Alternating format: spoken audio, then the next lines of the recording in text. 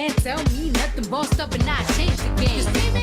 It's my big bronze boogie, got all them girls shook. My big fat got all them boys cooked. We're from dollar bills, now we popping rubber bands. Bruno sang to me while I do my money dance. Like, flexing on the gram like, hit the Lil Jon, okay. Oh yeah, we dripping and finesse and getting paid. Ooh, don't we look good together? There's a reason why they watch all night long. This is Now Chat Show on iLive UK. So tonight I'm gonna show you off. When I'm walking with you, I watch the whole room change. Baby, that's what you do. No, my baby, don't play.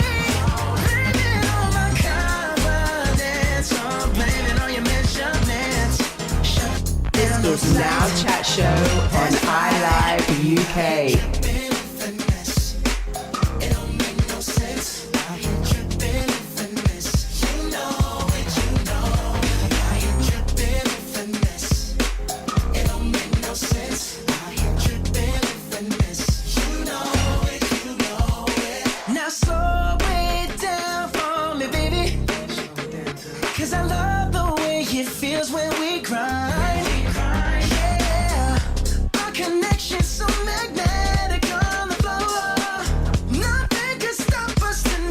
Is Now Chat Show on iLive UK.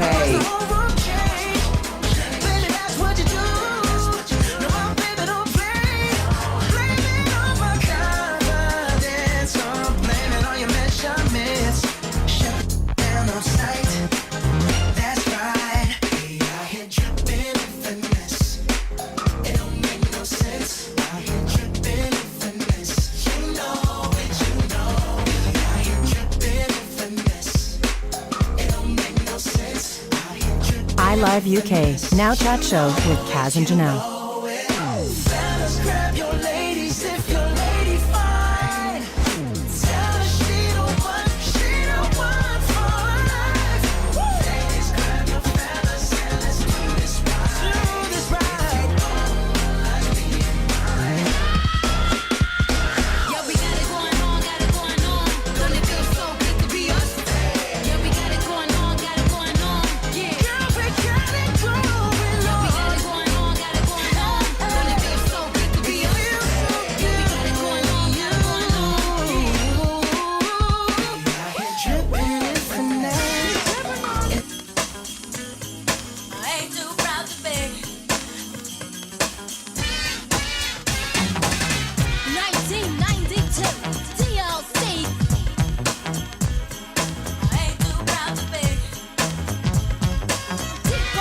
This is Now Chat Show on iLive UK.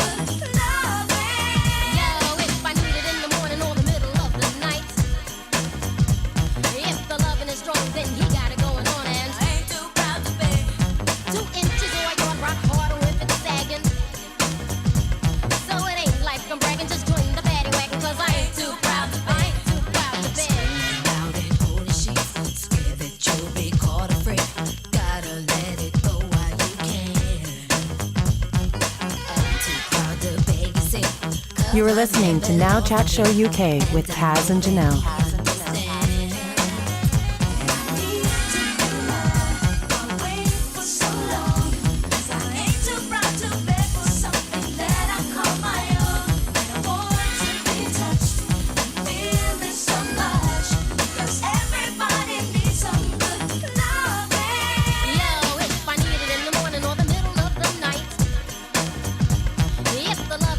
Then he got it going on and I ain't too proud to beg. 2 inches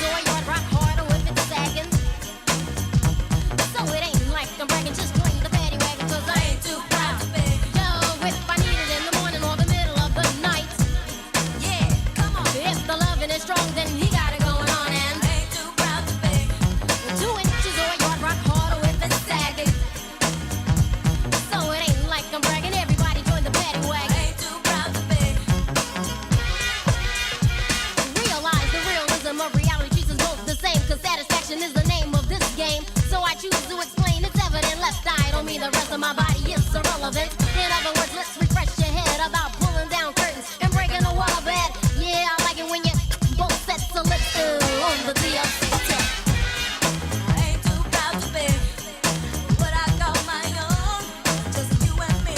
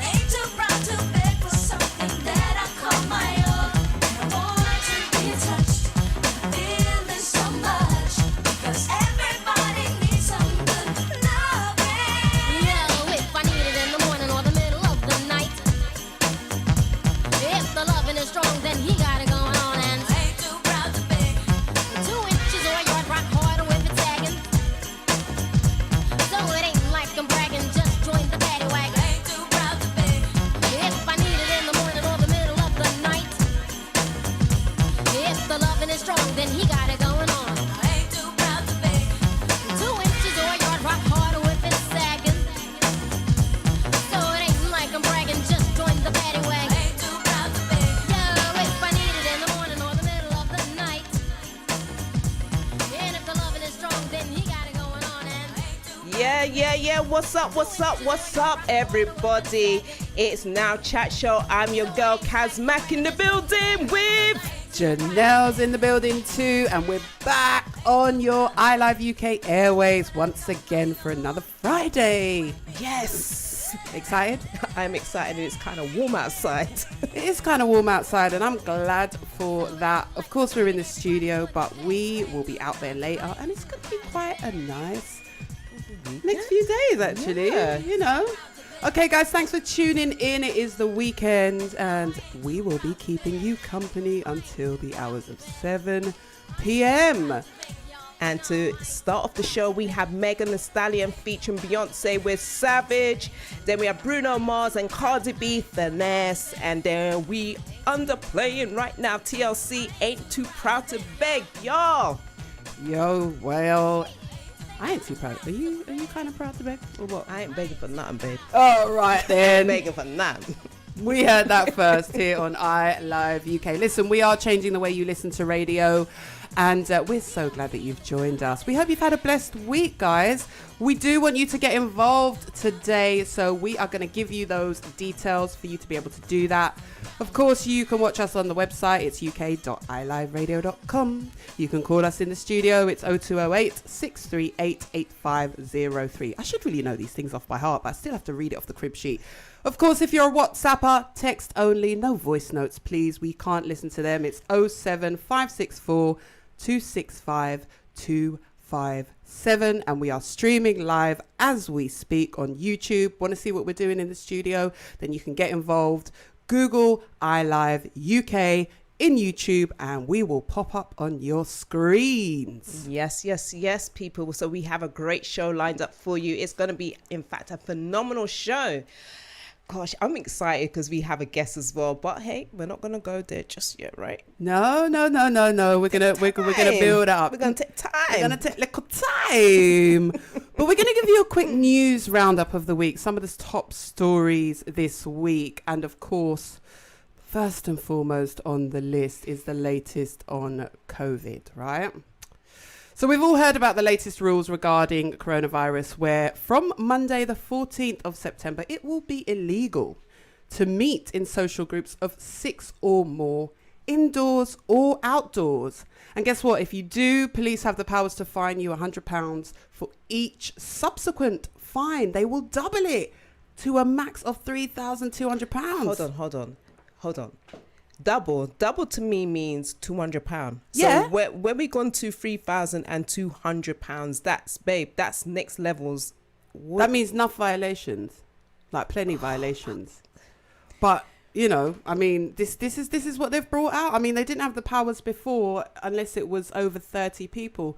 But they're really clamping down. Now they say that there is a spike in coronavirus, and this is the reasons why. So Boris has brought out these announcements apparently to keep you and me and everybody else safe. There are exceptions, though, Kaz. There are exceptions. Apparently, the workplace is an exception, schools, and occasions like weddings and funerals. And the government is due to outline some further exceptions too. But here's the thing, Kaz. Pubs and restaurants will remain open, albeit they'll be forced to collect names and telephone numbers of all patrons to be shared with the NHS for track and trace purposes. So basically, they just want control. They want to control us. Now, so what if you give fake details? Do you know, we don't talk about these things on the airwaves. We don't do But this. you know, like when a man used to try chirps you on the road, yeah, and you don't want to give him your digits. This is a different situation with the man. I'm not advocating giving fake details. I'm just saying what if, because there will be people out there who'll be like, I'm not sharing my number. Some people don't have no details to give. Some people don't even have a phone. That is true. So what happens then? What happens? Anyway, we'll cross that bridge when we get there. Well, I won't be getting there. But for those who, you know, maybe next week, Friday will be a new week. And obviously the new enforcement of the law will be pushed in on Monday. So perhaps we can have an update with those who are listening to perhaps give us a call and let us know what your experience has been for next week. Although we don't want any of you listeners to be slapped with a fine, we do want to know what your thoughts are, because a lot of people have been saying that these rules are so confusing. I mean, let's face it, you can go to the pub, you can go to a restaurant, you can get on public transport, you can go to work, you can play team sports, you can get on a flight and sit next to people, but you can't meet your friends if there are more than 6 of you. I'm confused. Hold on a second. Help. So what's going to happen with me and my family then? Because, you know, I'm the eldest of 6. And 6, that's then I the have siblings. nephews. Mm-hmm. And that's just siblings. So what happened to my mum, my dad, my nephew, Do you understand what I'm saying? It's just... I get you. And I understand they've got their own little rules and regulations for people in that bubble. But at the same time, even you going to work... it's going to be more than 6 people. You getting on a train today, when I got the train coming down here, in my carriage literally was at least 10 people. So what's going to happen there? I don't know. And the ironic thing about it is if you are meeting up with people that you know, it's more likely that you know where they've been. Yeah. True. And if they've been exposed to COVID, then they're likely to tell you. But if you go to work, I don't know where my workmates have been. I don't know what pub they've been in. I don't know who they've been chilling with. But babe, even going shopping, we don't know where people's been. It's true. And then they also said that you can't be touching things. Oh, I didn't hear that one. So I read that it goes so into when I went into gov.uk, they were also saying that do not touch things that, you know, you didn't touch or somebody else may have touched. Now, when you get off the train, yeah, you know, you got the sanitizer little tub thing, and then when you go in, like say the supermarket, they got the hand sanitizer. So are you not touching somebody else's touch and their germs? I guess. Do you understand what I'm saying? Everything is very confusing. It's so confusing. Now, to make matters worse, I think in my opinion it's worse anyway, people are now being encouraged to report social distancing violations to the police. So basically, for those curtain twitchers, it gives them license to spy on their neighbours and snitch on others. Those who haven't got anything to do and they're like, oh my gosh, they're less than 2 meters apart. Oh my gosh, they're not wearing a mask. Oh my gosh, there's more than 6. Oh my gosh, I saw 10 people go into that house. But then this is what you're going to create a massive issue. Already we have problems within the world. We have, you know, divisions where people have problems with race, gender, etc. So when you now announce things like this, you're going to create such an uproar. People are going to be fighting. There's going to be so much issues. And I guess that's why they probably got these COVID-19 marshals that they're going to be introducing as well. Let's not even go there. No. Let's actually go there, because this is the next layer of it. So you've got these COVID marshals that Boris has brought in. Apparently some of them are on the streets already. They will be patrolling the streets to enforce social distancing and to break up groups of more than 6. But here's the thing. They have no powers of arrest and they cannot fine you. So why would you put yourself in a vulnerable situation? That's just so, you know, you don't have no power. You can't do anything. So could you imagine somebody, no. I mean, I guess they're going to just try and persuade people, be nice to people, persuade people. Yeah, that's the point. It's trying to persuade people and say, hi, there's more than 6 of you. Can you keep it moving, please? Now, the interesting thing for me is you could go somewhere. You could go to the park, for example, in your nice, neat group of 6. But there might be another nice, neat group of 6 who you don't know. But is that considered a violation because they might be close to you? There's so many questions that we have about this, guys. Please, please, please, we want to hear your opinions on it. What do you think of these new measures to apparently keep us all safe? This rule of 6. I mean, my sister said something interesting. You know what she said? She said, so COVID only shows up if there's 6 or more people, and from the 14th of September. But what happened to now and what we've been doing? I mean, this is just are they going to be doing some different experiment on the 14th? This is giving us the heads up, but indirectly not telling us what's going to happen. And then obviously what's going to happen for Christmas. Now that is where it becomes a big problem, because for those who have big families, are used to getting together. My family does it. We get together. It's always one location, one house that can house us all. And there's probably about, I'd say maybe at least in excess of 10 of us who would usually gather. We all bring dishes. We're a close-knit family. We love to get together. It's usually at my mum's because my mum's house is big enough to handle us all. And she's got outdoor space, even though Christmas is generally cold. But, my birthday's coming up as well. My birthday, for those of you out there, my birthday is New Year's Day. Log it. Yeah, I'll be expecting loads of gifts. And my birthday is before Janelle's. Mine is on the 19th of November. So do document that in your diary. You can actually go into your Google and put it into your calendar. You have been told. But seriously though, what does that mean? What does it mean for people who are used to getting together? We need that human interaction, that social interaction. What does it mean, Kaz? But you know something? And I don't want to do this whole conspiracy thing, but obviously they're saying there's going to be a second wave in October. So maybe this is just their way of getting us prepared for the second wave. All right, do you know what? Let's have a breather. Let's play some more music. And we'll be back right after this. Let us know your thoughts, guys. Get in touch.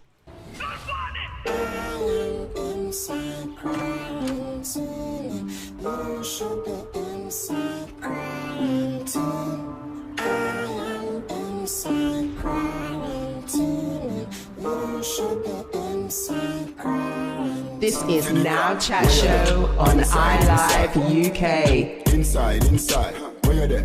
Inside, inside, inside, inside, inside, inside, inside, inside, inside. Where you are though? Me just a chill inside. Netflix inside, yeah. Mega box inside. Me and my wife a cuddle inside. Food I cook inside. Curry chicken pan the stove, butter bean I Live UK. Now Chat Show with Kaz and Janelle. Enough for me house, no time the fun can done. Any man build a virus a wicked. If you not sanitize your hand, then you stupid. Make a TikTok dancing video now, post it. Wall of vibes if your phone them no cook it. Boy, you know see Romish radio gone live. So me can't more in for the night. Deja text me say bro you a hide. Me say no, you just buy car. Go inside. Where me there? Inside, inside, inside, inside. Where you there? Inside, inside, inside, inside, inside, inside, inside, inside, inside, inside, inside, inside, inside, inside. Where you are though?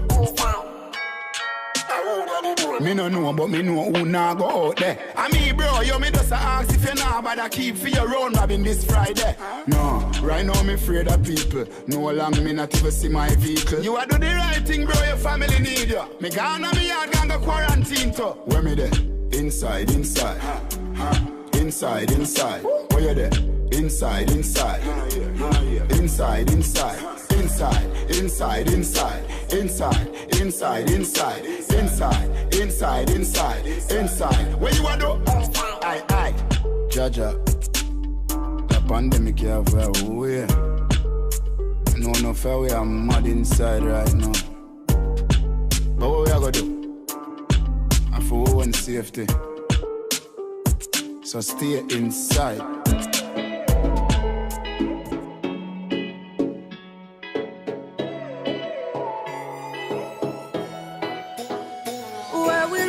This is Now Chat Show on iLive UK. And everybody touch road. Oh, maybe gonna start, pull up in a fast car, yeah. And a fast start, make you want the fast part, yeah. I know you're feeling me. You know I'm feeling you. So what now we feel, yeah. Hey, fancy. Oh, your heart state, now no vacancy. Last time, see up on FaceTime, chatting up the place, bout in our relationship. Me, I go put you on lockdown. I put your body on lockdown.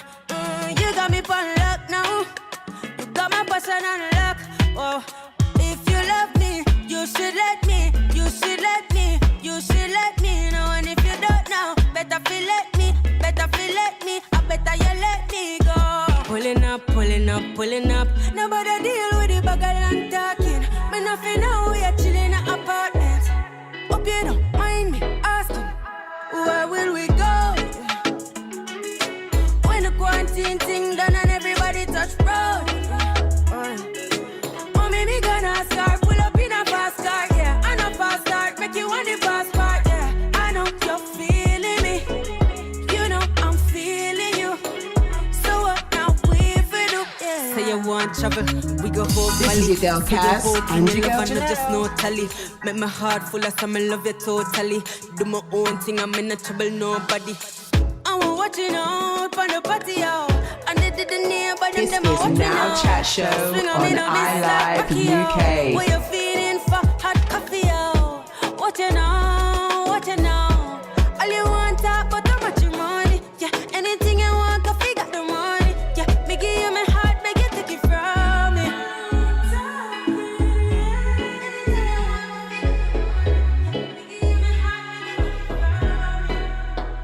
Where will we go? Where will we go now? When the quarantine thing done and everybody touch road. Where we go road now? Oh, maybe gonna start, pull up in a fast car, yeah. And a fast start, make you want the fast part, yeah. I know you're feeling me, baby. You know I'm feeling you, baby. So what now we feel, yeah. Baby, are you feeling me? Cause I'm really feeling you. Baby, are you feeling me? Cause I'm really feeling you. I'ma pull up in my fast car. Pull up in my fast car. These feelings are rock stars. Anytime you see me, Well, ding dong and inside. And then we just had coffee with lockdown. Guys, we're not trying to tell you that this is what's going to happen, but, you know, clearly something is happening. And anyway, I think the songs just spoke for itself, really and truly, didn't it? They do, and we're trying to have a bit of fun with it, you Absolutely. know. Maybe we've been a bit too optimistic, all of us. I mean, I'm ever the optimist, by the way. Kaz will tell you that. I'm ever the Definitely. optimist. I'm always like, there's always a solution to any problem. But maybe we've all been a bit too optimistic with this so-called second wave looming, because by the sounds of it, they're trying to send us towards another lockdown. None of us wants it, but what can we do? What really can we do about it? I think it's just crazy. I mean, you know, you think about it, we was locked down from March, and now we're in September, and now you're trying to enforce that 4 months afterwards, and we're going back to where we was back in March. Well, I don't even want to say that we are going back, because we're not going back, we're going forward. But then there's all of these new law enforcements that's being put in place. It's true. Now, saying what can we do about it, there actually have been massive anti-lockdown demonstrations up and down the country during the so-called lockdown period. And on the 19th of September, that's next Saturday, not this Saturday, there is a mass demonstration in Trafalgar Square opposing everything to do with the, and I quote, new normal. We, of course, are not advocating that anybody attends, but it's testament to the fact that many people are just not happy with what they consider draconian measures, laws and control, as Kaz says. And if you oppose, Kaz, here's the thing. If you oppose, you are called a conspiracy theorist. The audacity. I mean, what happened to, like, free speech? So, you know something? That whole free speech thing is just non-existent. You do know this, right? Well, it's free speech as long as you're saying what they want you to say. The establishment allows you to say. Otherwise, it's shut off, lockdown, off all socials, you know, as soon as you speak out against certain things. And it's ironic because you can come with, you know, the most vile hate, race, racial language, inciting racial tensions. But when you talk about the fact that there's people who out there who say that this is a pandemic, there's people out there who say this is all contrived by people trying to usher in other laws, usher in a cashless society, usher in more control, so many elements to it. Now, I'm not saying one way or the other what it is. There's definitely a virus out there, guys, and we need to keep safe. People have lost their lives. We do know that. But it just makes you wonder, Kaz. It really makes you wonder. Okay, it does make you wonder, but think about it. Say like last year, I was doing my little research in regards to like the flu. You know about, say, like 10,000 people died last year with the flu. I know. So, and I'm not trying to put a damper out there. Is that in the UK, by the way? That's in the UK. Right. That's within the UK. However, unfortunately, I know people don't want to hear this, but we're all going to die. It's a part of life. Do you understand what I'm saying? So pushing and enforcing fear into individuals. I think that's the problem is the fear factor and the scaremongering and not encouraging people to think critically and think for themselves, but just basically doing what they're told. But not only that, when you think about it, when you look at, say, even like the television, the adverts, etc., nothing is actually saying to you how to build up your immune system. That is a really key point that you raised there, Kaz, because actually, so there are vaccine trials going on all around the world. There is a big trial taking place in the UK with Oxford University. AstraZeneca vaccine trials have actually, and this is with Oxford University in the UK, they've actually been put on hold because one of the people, guinea pigs, if you like, has fallen ill. Now, apparently it's routine practice in the medical world, you know, how vaccine trials are conducted, that if someone falls ill, it's put on hold and then they try and investigate and determine what the issue is. But it just goes to show. Now, of course, if you're taking something foreign into your body, you are likely, there will be people likely to have side effects. You can have side effects from paracetamol, you can have side effects from ibuprofen, you can have side effects from anything that is foreign to your body. But Kaz, you touched on a really, really key point. What about advocating good health, good nutrition, good mental health, exercise, all of those things? What about all of that? Yep.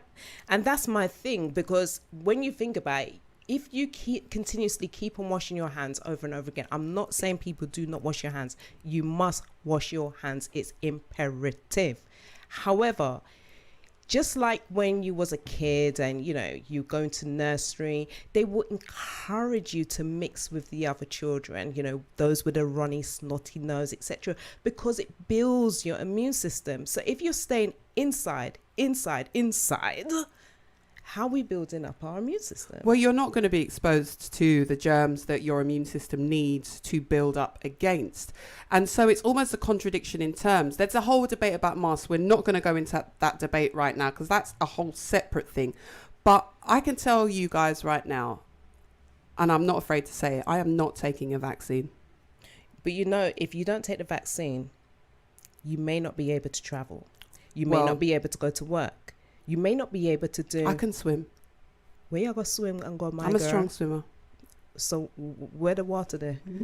You're going to swim in the River Thames? No, not in that dirtiness. I'll swim across the channel and then make my way slowly through Europe and then try and swim from wherever I need to swim from there. So guys, you do make sure you're locked into the news, because they will be showing Janelle's trying to swim through the channels to try and get to certain parts of Europe, then over to Africa, and then obviously trying to get to Jamaica. You done know, innit, Kaz? You done know the thing. No, but on a serious note, though, you're right. They haven't said just yet what it means if you don't take the vaccine, but that's the next thing that's coming. We can't worry about any of it. We just have to wait and see what happens and then just react from there. It's quite reactionary times that we're living in. And I guess the most important thing is that we all try to stick together somehow, not allow ourselves to be divided. I'm just going to pick up a couple of people who are watching on YouTube. Debbie, Hello, Debbie. Good afternoon. What up, Debbie?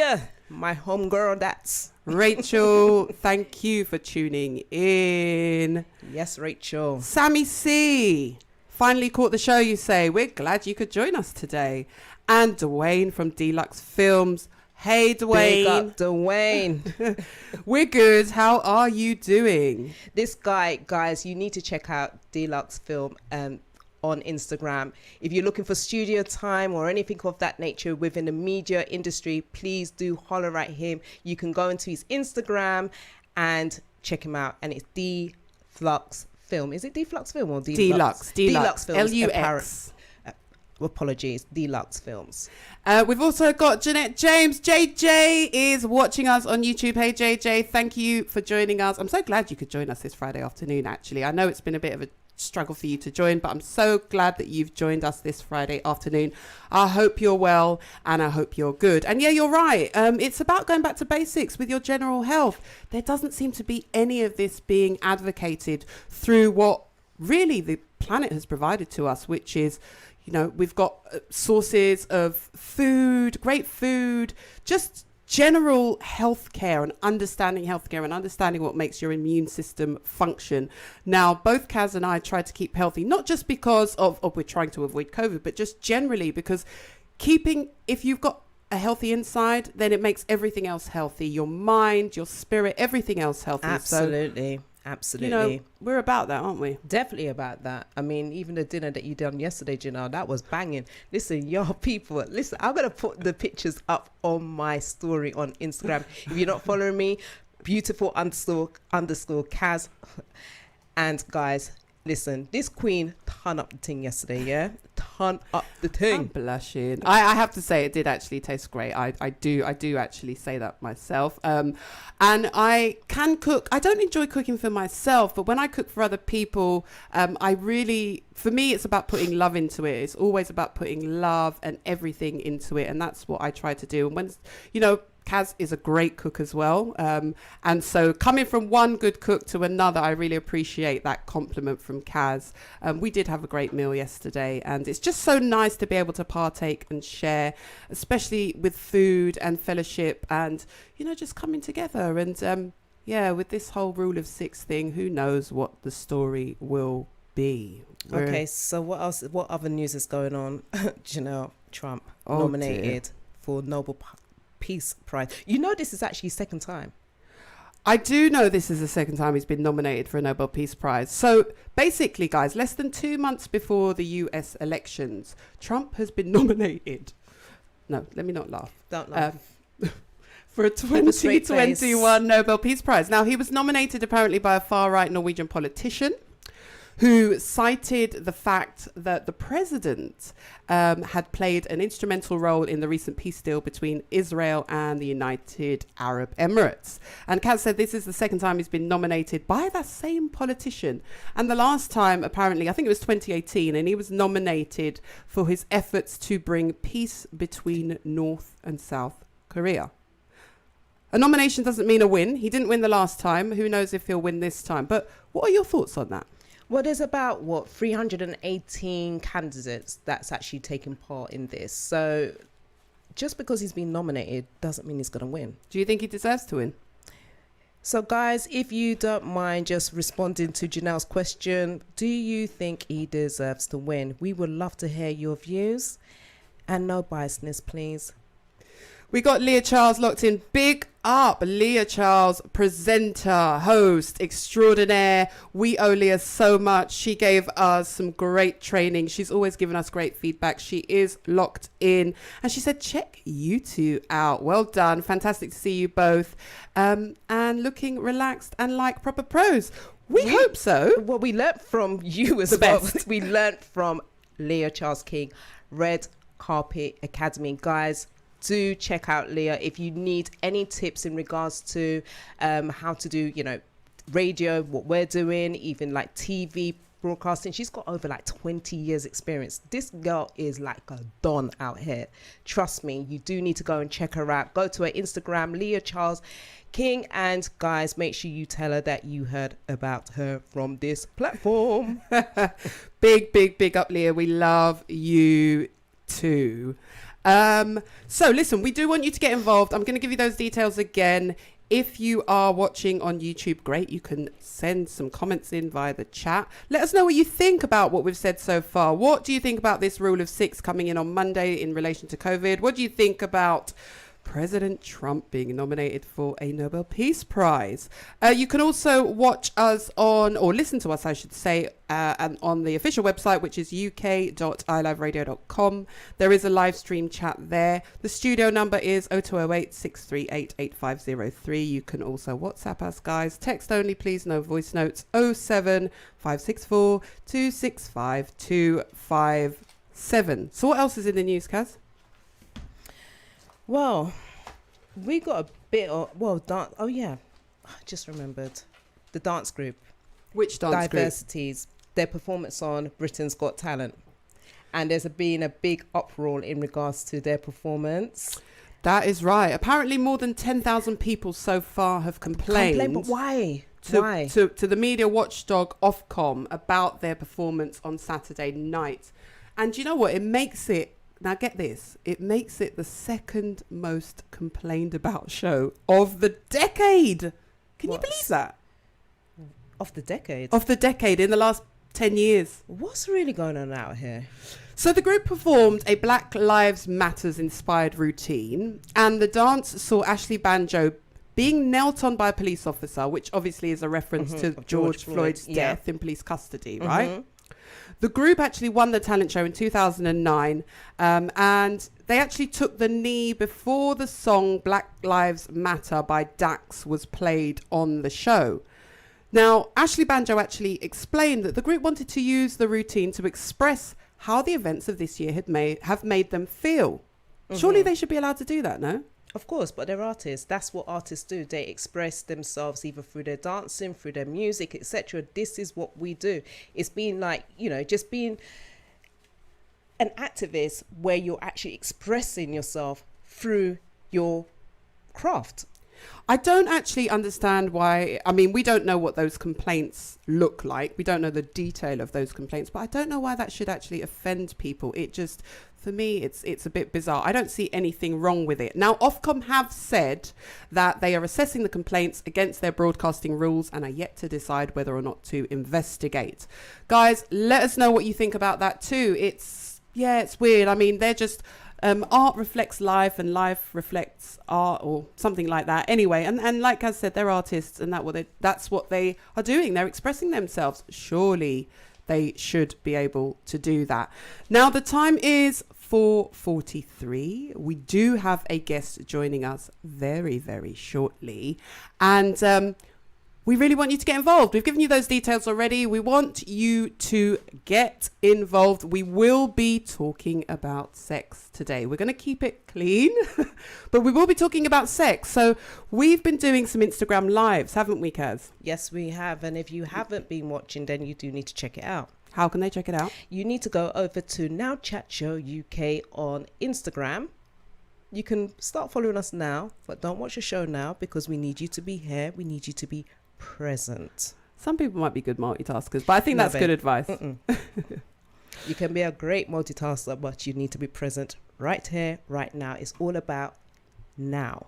So we did a series called Dating Deconstructed, and we had 4 episodes in that series on IG Live, and we were broadcasting every Sunday. The last episode was last Sunday, and it was all about sex, and we did have a special guest, YVONNE Michelle, who will be joining us very, very shortly in the studio to continue that conversation.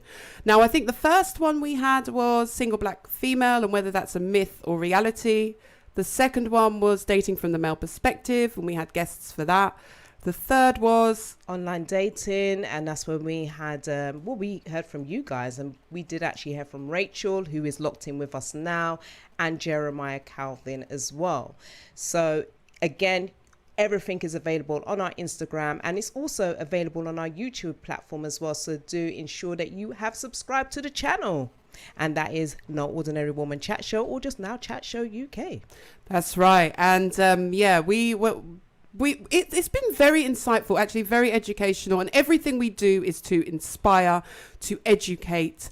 And, we actually dating from the male perspective, we actually had 2 episodes because there was so much going on in that episode that we had to run another hour. So as most of you will know who are into Instagram only allows you an hour on the live, and we had to run another hour. So do check those episodes out, as Kaz said, on the replay.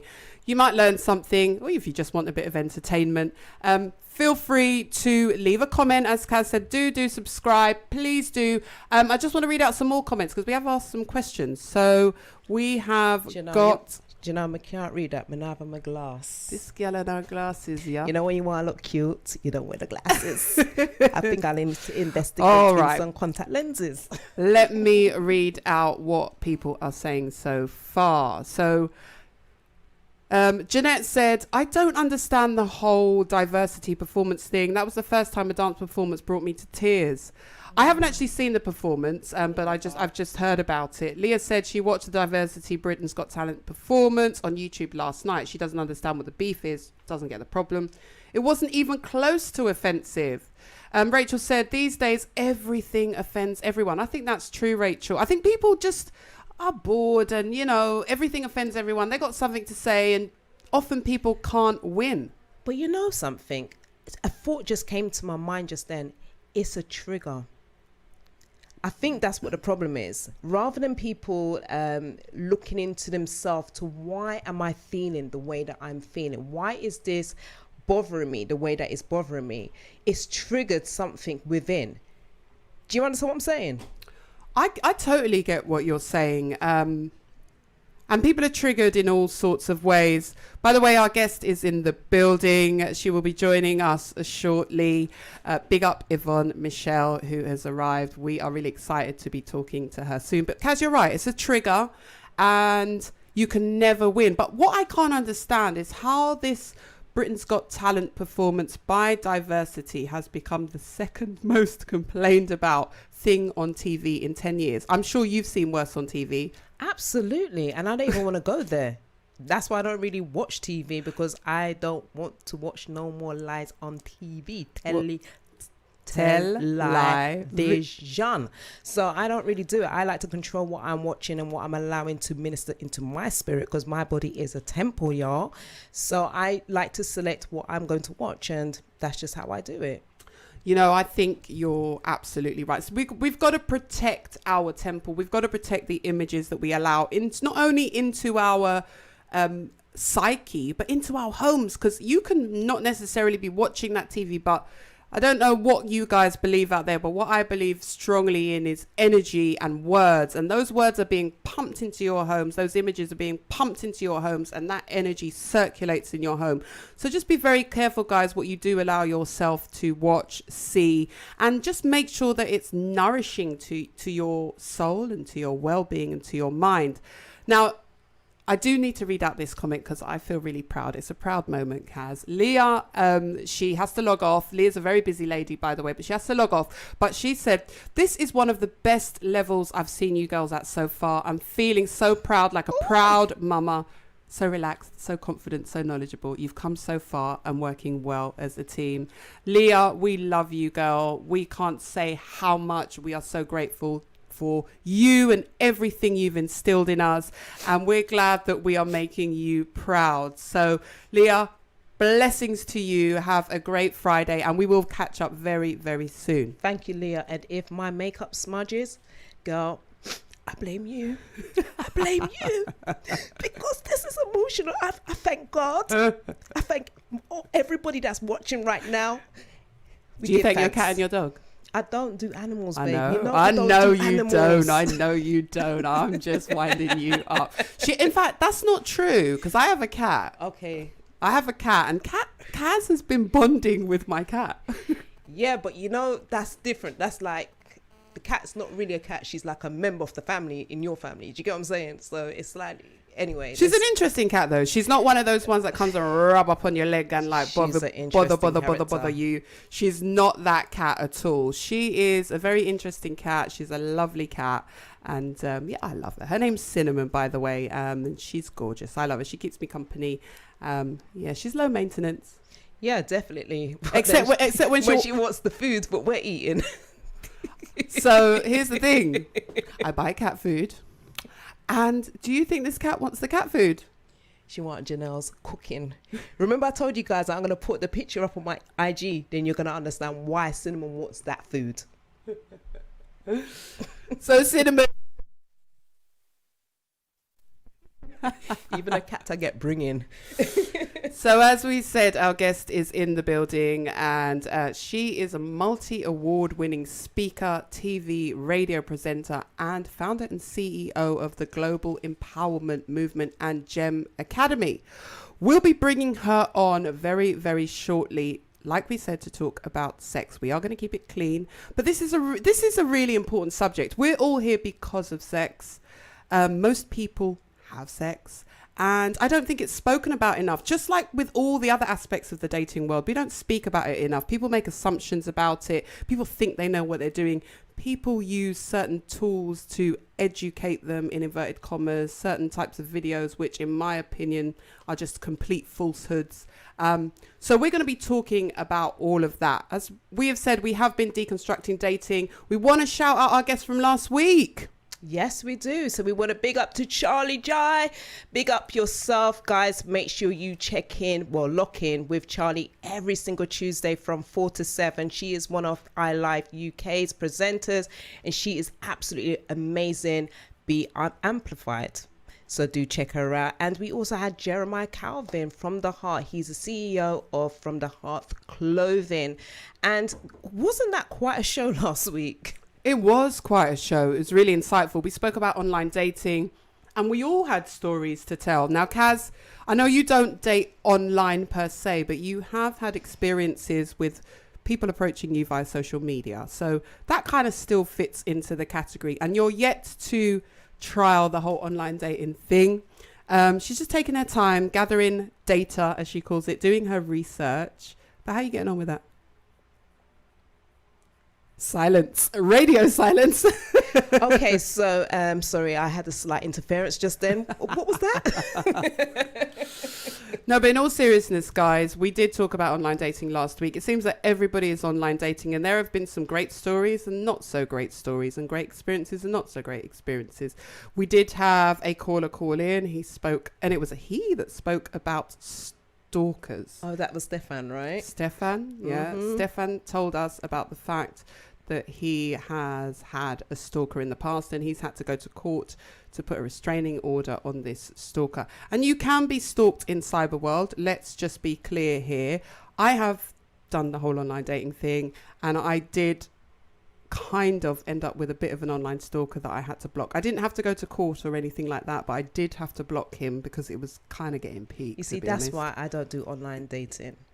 But then at the flip side, I've heard some really good feedback. I know people that's met their significant other, got married, etc. Online dating. My brother met my future sister-in-law online dating. Doesn't mean that's for me. It just happened for him. And you know, it's got its positives. It definitely does have its positives, and there are some great stories when it comes to online dating. Now, guys, we are going to be talking about sex, like we said, with Yvonne Michelle, who is in the building. We're just going to get her set up shortly. And we want to hear from you. So here is how you can get in touch. Okay, guys, so you can call us at the studio 0208 638 8503. I repeat, 0208 638 8503, and WhatsApp text only 07564 265 257. And you can always email us as well, but you might as well just come onto the YouTube, which some of you are currently there, or just go to the website if you're not there already, which is uk.iliveradio.com. And do help us out, guys, by sharing. You can share the YouTube stream, share to your friends, your family, whoever you want to share it to. Share it to Boris even, because he might tune in. Share it with everybody, because sharing is caring. Sharing definitely is caring. And yeah, as we said, we have got Yvonne Michelle in the building, and we will be talking some more about sex. So please do get involved. Send in your questions, your comments, your observations. If there's something you want to know or you want Yvonne to answer, do let us know, guys. And yeah, we'll read out those comments for you. Couple more shout outs to people watching right now. JJ, I've already shouted out JJ. My family, I'm sure you're tuned in. My auntie Juliet, my cousin Wes, and everybody else. Please do send us your comments. And don't be shy, guys. Don't be shy at all. Now, the time is 5:04. We will be bringing Yvonne Michelle on after the break. So that's very, very shortly.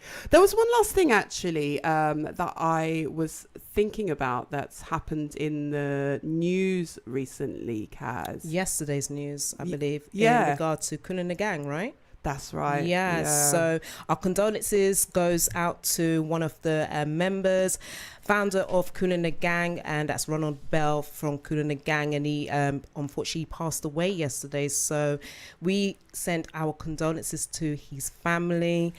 And you know what's so amazing about Kun and the Gang is just, you know, they just created this whole different concept of a genre of funk and soul, etc. And we still listen to this music all the time, especially when you go to like weddings and occasions, and we're listening to this particular song that I absolutely love, but I'm not going to say much more about it until shortly. But then you had like Ladies Night, Get Down on It, guys, well, let's be real here. Listen, their library, their catalogue is next levels. Timeless. Yeah, really next is levels. timeless. And they're floor fillers. They get people up on the dance floor.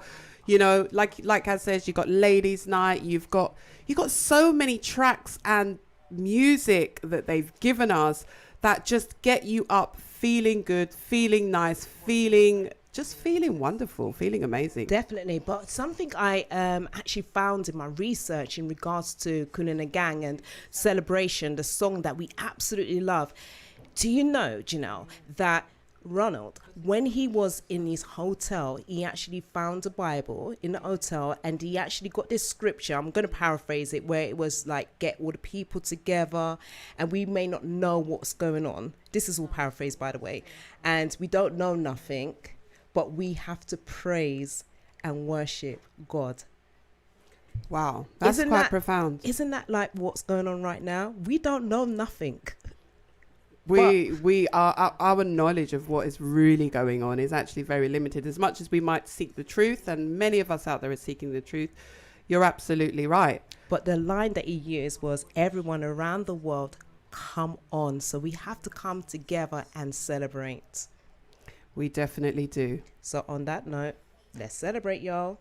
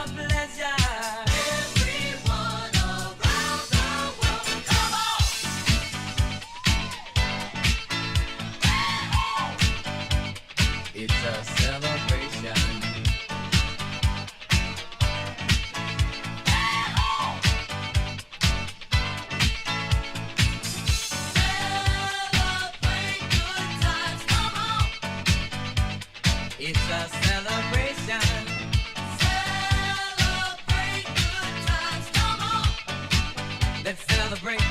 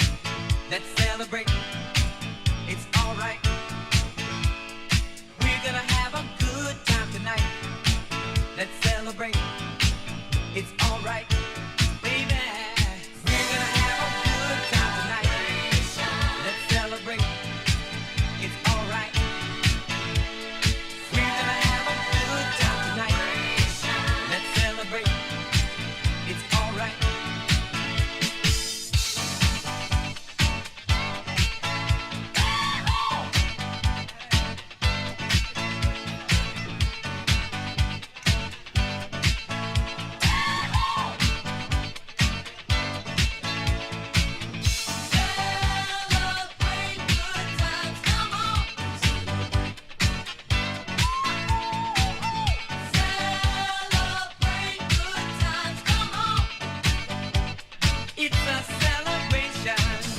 Celebrate good times, come on. Come on and celebrate tonight. 'Cause everything's gonna be alright. Let's celebrate. Celebrate good times, come on.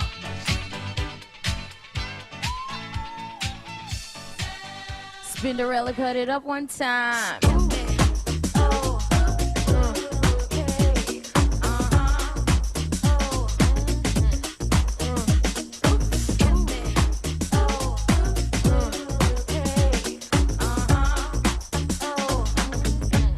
Come on. Let's talk about sex, baby. Let's talk about you and me. Let's talk about all the good things and the bad things that may be. Let's talk about sex. Let's talk about sex. Let's talk about sex. Let's talk about sex. Let's talk about sex for now. To the people at home or in the crowd, it keeps coming up anyhow. Don't be coy, avoid, or make void the topic, 'cause that ain't gonna stop it. Now we talk about sex on the radio and video shows. Many will know anything goes. Let's tell it like it is and how it could be. How it was and of course how it should be. Those who think it's dirty have a choice. Pick up the needle, press pause, or turn the radio off. Will that stop us, Pep? I doubt it. Alright then, come on, spin. Let's talk about sex, baby. Let's talk about you and me. Let's talk about all the good things and the bad things that may be. Let's talk about sex. Let's talk about sex. A little baby. Let's talk about sex. Let's talk about sex. Hot to trap, make any man's eyes pop. She uses, she got to get whatever she don't got. Fellas droop like fools, but then again, they're only human. The chick was a hit because her body was booming. Gold, pearl, rubies, crazy diamonds. Nothing she wore was ever common. Her dates, heads of state, men of taste, lawyers, doctors. No one was too great for her to get with or even mess with. The press, she says, was next on her list. And believe me, it's as good as true. There ain't a man alive that she couldn't get next to. She had it all in the bag, so she should have been glad. But she was mad and sad and feeling bad, thinking about the things that she never had. No love, just sex. Followed next with a check and the note that last night was dope, dope, dope, dope. Take it easy. Let's talk about sex, baby. Let's talk about you and me. Let's talk about all the good things and the bad things that may be. Let's talk about sex. Let's talk about sex. Let's talk about sex. Let's talk about sex. Ladies, all the ladies, louder now, help me out. Come on, all the ladies. Let's talk about sex. All right, ladies, all the ladies, louder now, help me out. Come on, all the ladies. Let's talk about sex. All right. Yo, Pep, I don't think they're gonna play this on the radio. And why not? Everybody have sex. I mean, everybody should be making love. Come on now, how many guys you know make Let's love? talk about sex, baby. Let's talk about you and me. Let's talk about all the good things and the bad things that may be. Let's talk about sex. Let's talk about sex. Let's talk about sex. Let's talk about sex. Let's talk about sex, baby. Let's talk about you and me. Let's talk about all the good things and the bad things that may be. Let's talk about sex.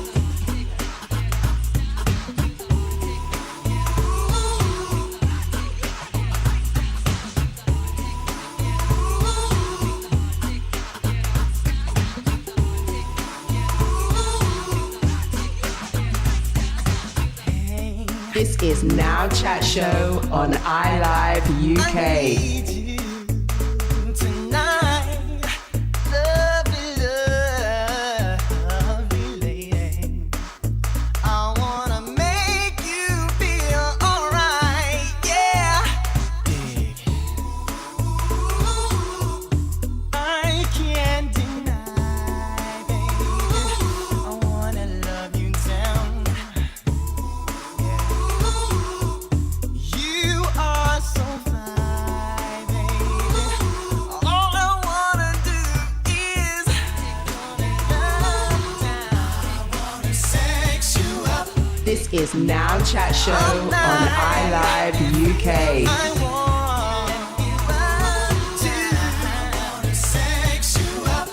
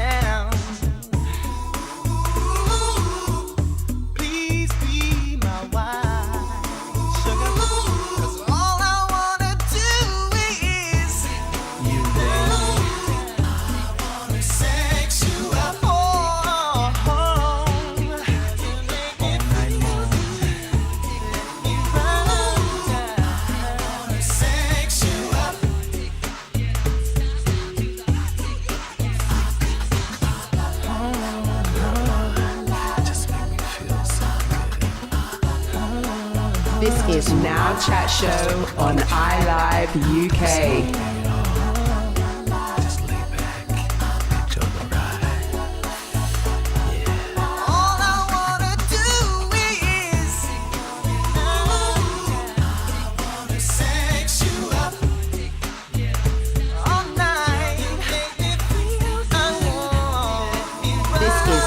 Chat Show on iLive UK.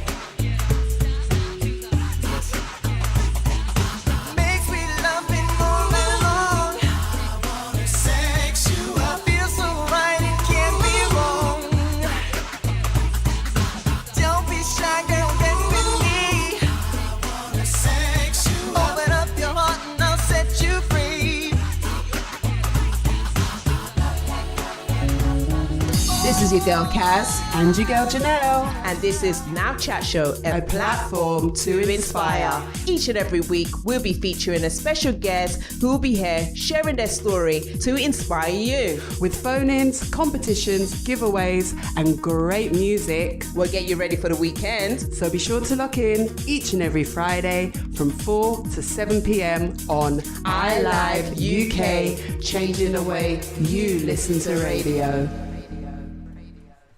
Hey guys, welcome back. Thank you for staying with us. Well, what did we just listen to just before our little promo break there? We had Salt and Pepper. Let's talk about sex. And you guys know that's the theme topic for this afternoon show. And Color Me Bad. I want to sex you up. Woo! That is... Anyway, let me just calm down. It's a classic. It's a classic. Listen, it's a classic. Mate, you know when you was in the club back in the day? Hey, hey, I wanna sex you up. Anyway, let me just remember where I'm at. So thank you for staying with us, guys. And if you have just joined us, welcome to Now Chat Show on iLive UK. We are changing the way you listen to radio. So we do have our guest in the studio, Yvonne Michelle. Welcome, welcome, welcome. And we are just going to dive straight in. So we gave a bit of an introduction to you, Yvonne. Mm-hmm. But you're here now. I am indeed. So you can tell us all about it. You can tell us all about yourself. Introduce yourself and let us know what you do. Okay, so I am Yvonne Michelle. I am a inspirational speaker, author, coach, business mentor. I'm a singer as well. So I do many things. I wear many hats. I work with young people at times. I inspire them. I go into schools and do a lot of motivational speaking to inspire young people to do their best and to thrive in their school life and make the most of where they are at in their school life. So I do many things. I also work with women. As my give back, I work with women who've gone through trauma. Most of them have been through some kind of sexual abuse or domestic abuse, and I empower them to use their voice and tell their story and gain their power back. Wow, that sounds amazing. That sounds like something that I needed when I was growing up. I know, it does sound amazing. And we did to say this. In fact, just to let the viewers out there know, the listeners as well, because there are people watching on YouTube and those of you who are listening on the live stream on the iLive website. Just to let you guys know that we did have Yvonne on as a guest on our IG Live on Sunday. And that was the final episode in our dating series. And we spoke about all things to do with sex and intimacy. Now, we did touch on, we literally scratched the surface, actually. We touched on monogamy versus polygamy. We touched on casual sex and people's attitudes towards sex in general, particularly young people's attitudes towards sex. And we had quite a serious debate around that. You know, sex is so easy these days and there's so much easy access to it. You know, porn is so easily accessed via the internet, etc. So we really wanted to dive into that and have a conversation around that. And it's an important conversation for so many reasons. Like I said, sex has become easy. And for some, you might even consider that it's become a little cheap. Now, just to let you know, Yvonne has a show called After Dark, which is why we thought, who could we get on the show to talk about sex with us? And, you know, Yvonne was the natural choice for us. Discusses relationships and adult things, but I'm just going to let Yvonne tell you about that. Yeah, I have a show on a Tuesday night we run it on YouTube and Facebook.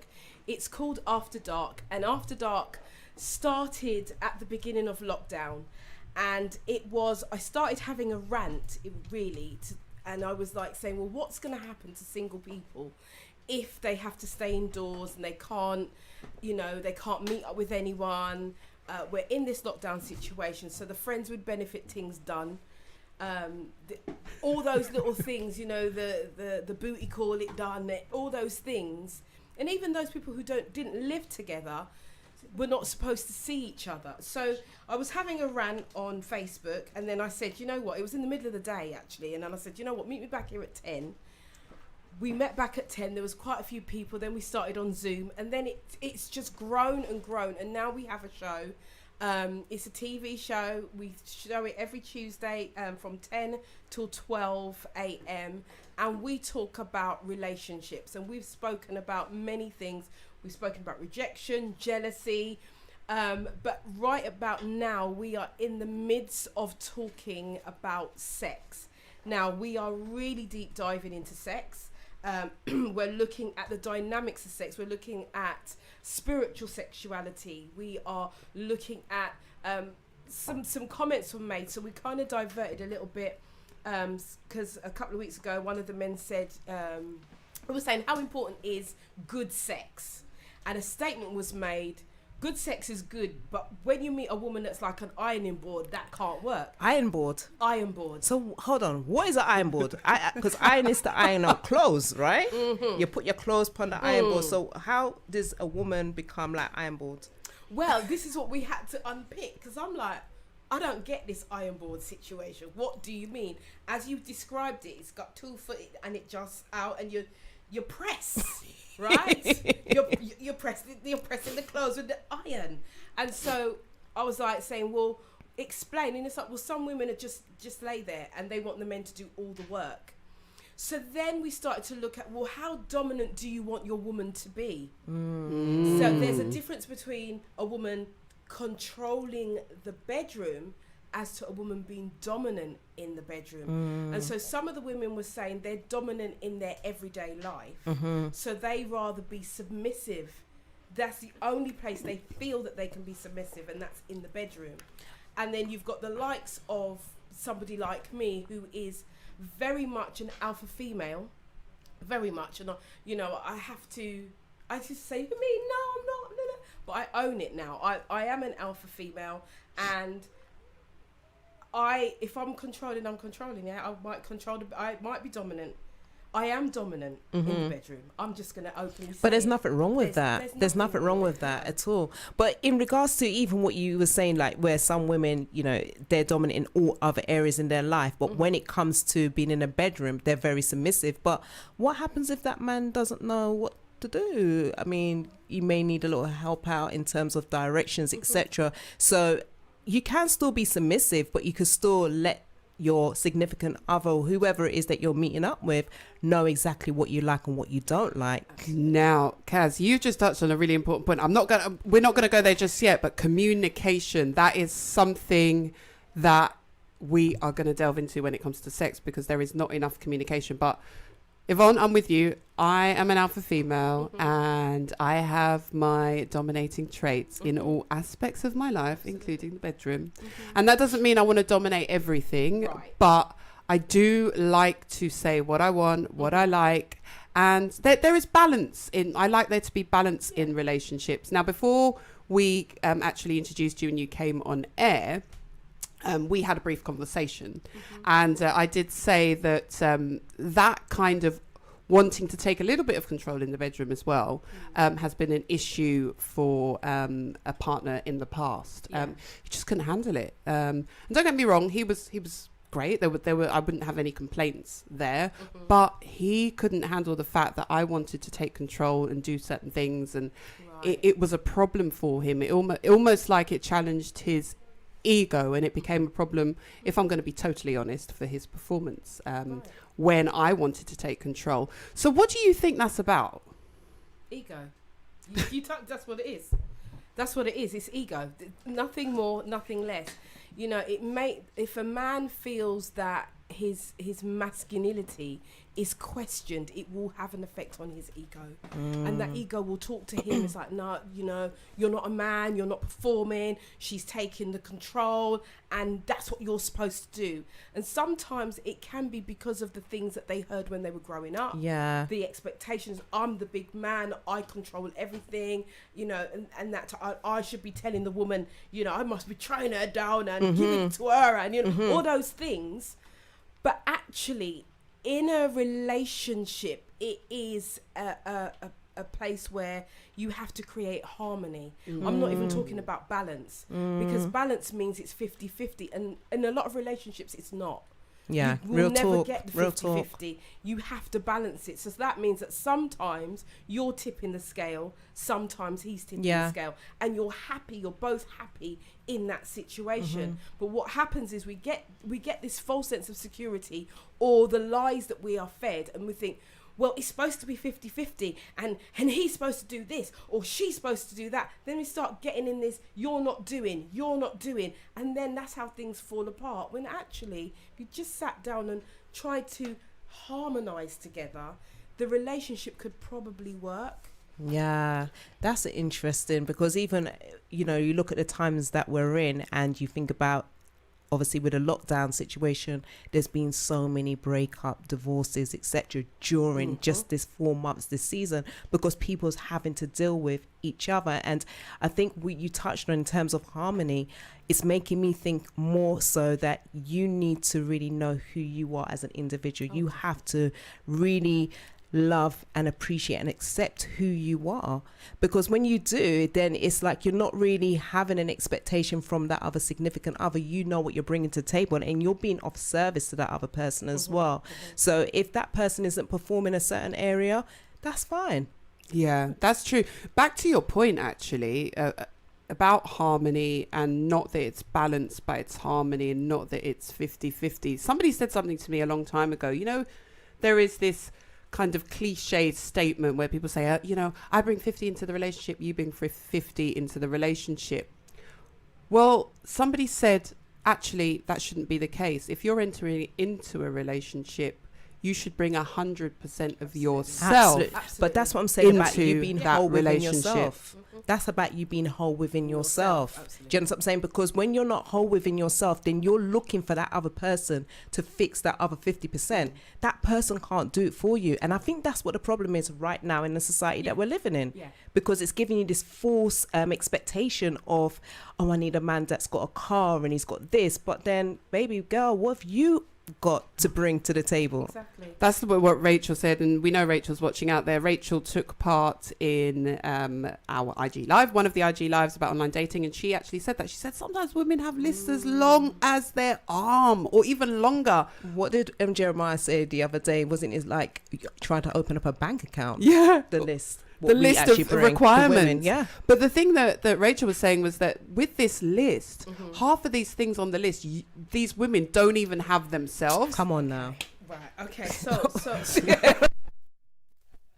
the thing is, with the show that I do every week, I take notes.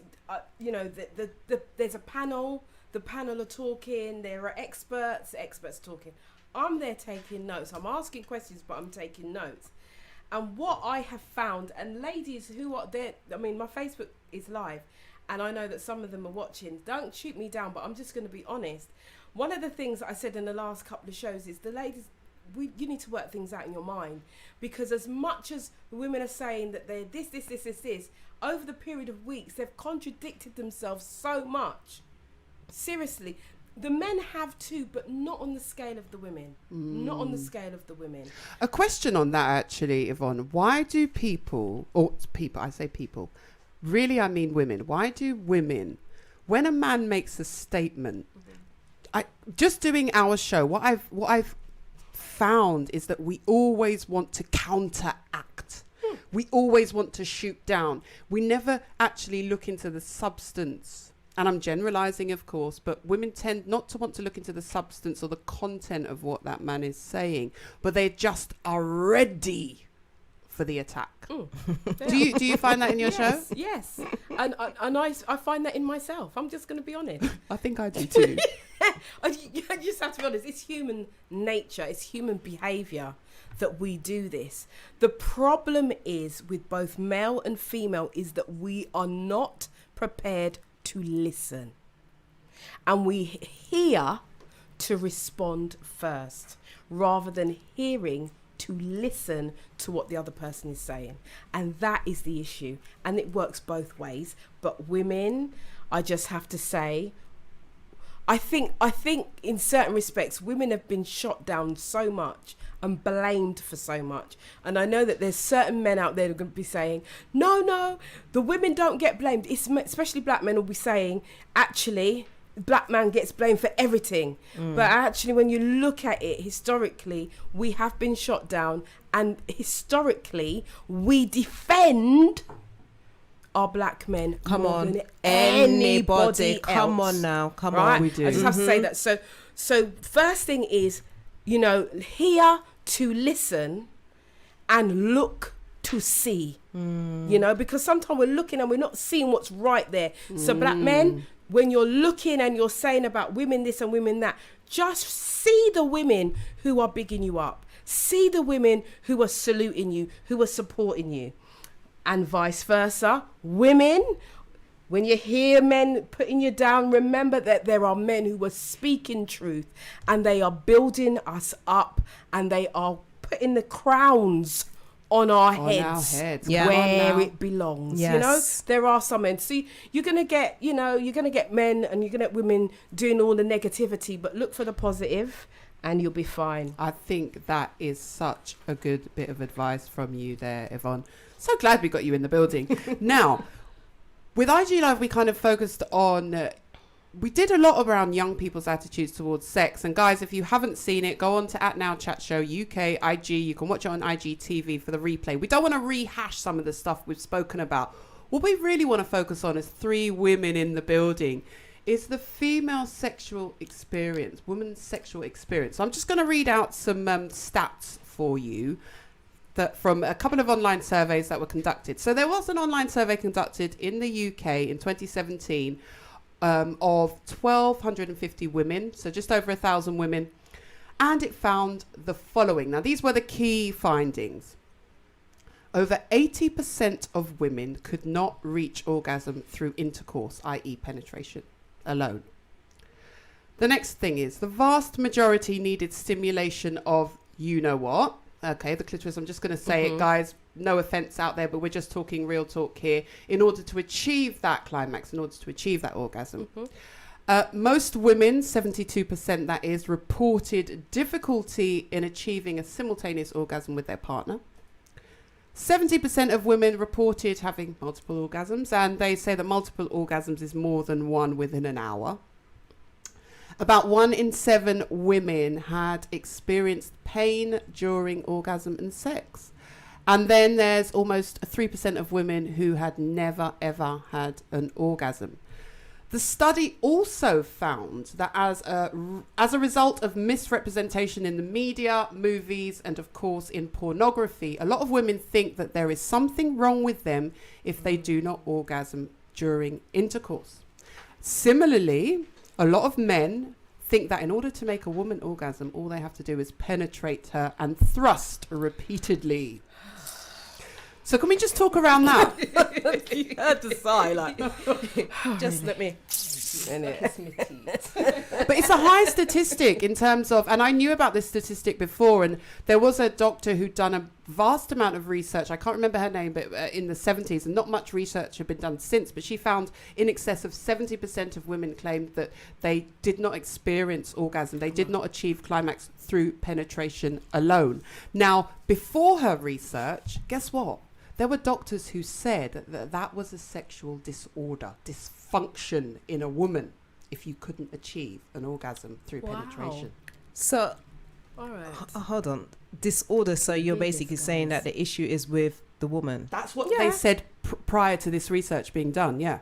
So if, like you said, if the manager's frassing, just boom, boom, boom, and he ain't done anything to, Stimulate. there's no, like, foreplay, anything of that nature, then you've got the problem as the woman. ha- But I also think it's just it's basically what they're saying is that the majority of women do not climax just through penetration alone. That is, for me, that's a statistic I knew. But for those listening out there, it might come as a shock. It may come as a shock to women and men. I'm sure this is something you know about, Yvonne, just, doing your show and having talks with women and understanding that. But what are your thoughts on that? My thoughts are this, my thoughts are this. I'm going to go straight to the solution, right? Some women find it difficult to have an orgasm. And in most case scenarios, it is because they don't know their own body. I'm going to say that. I'm going to put that out there. Now, what does knowing your body look like? It means that you have to take your hand, your two finger, your thumb, whatsoever you feel, and you have to explore. In the 680s, there used to be a doctor called Dr. Ruth. I think it's Dr. Ruth that I... Fascinated by this little lady. She was little. Yeah, talking about Dr. sex. Ruth. Talking about sex all the time, and she was really animated about it as well. But one of the things that she had said that stuck with me is that the woman has to take responsibility to know her own body, know its curves, know every part, sensually as well as looking at it. And so for those women who've never had an orgasm, to me, and I might be wrong, but it's because the relationship that they have with themselves is off. Because orgasm isn't about a man. Let's just get that right. It's not about a man, and it's not his responsibility to make you have an orgasm. It's your responsibility to know your body. The same way it's his responsibility to know what makes him come, quick or slow. That Right? makes sense. Yeah. That makes sense. So we all have to. You remember I was saying on the show before, this responsibility thing for me is everything. It's in every aspect of our lives. If you take responsibility for your body, if you get to know your body, most women don't even know what their vagina looks like. That is so true. They've never taken a mirror and looked down there. Yeah, look at this. That's You what should, but then- for your own health, Yeah, if but not how- anything else. But how could you not know what certain parts of your body looks like? You should know how every single part of your body looks. The same way like you're putting on clothing or makeup or whatever it is. Wouldn't you look at every part of your body? I don't because understand. we have been conditioned to believe that the underneath is something that is taboo. We're not supposed to look at it. We're not even supposed to give it nowhere. You're supposed to keep that thing quiet over there.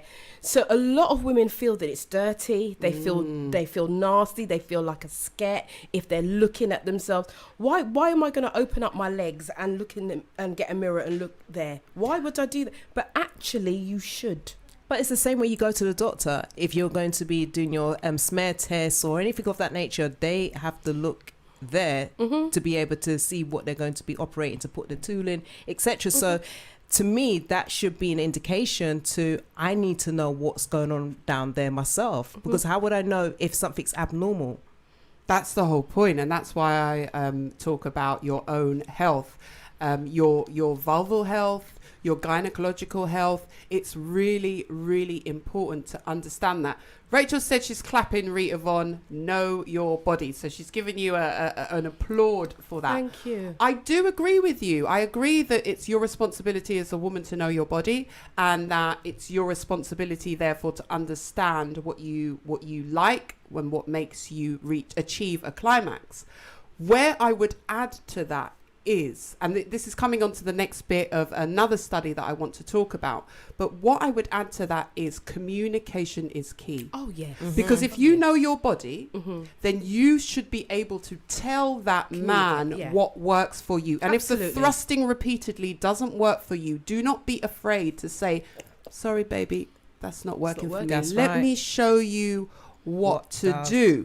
Now, I'm just going to go on to the next study because this talks about it. So according to another study in Medical News Today in 2017, again, into the female sexual experience, research into sexual behavior and sexual satisfaction suggests that communication is key. So that's what we've just said. Whether it's talking about sexual desires, preferences, or problems, those who can talk openly with their partner report more orgasms, and this is females, and are less likely to say that their sex drive is low. Sex is strongly linked to happiness. Being comfortable with one's personal sexual preferences and body, and having a partner who shares and values these things are key ingredients in the recipe for sexual satisfaction. Most definitely. You have to communicate. So the reason why I say responsibility first is because you've got to start somewhere.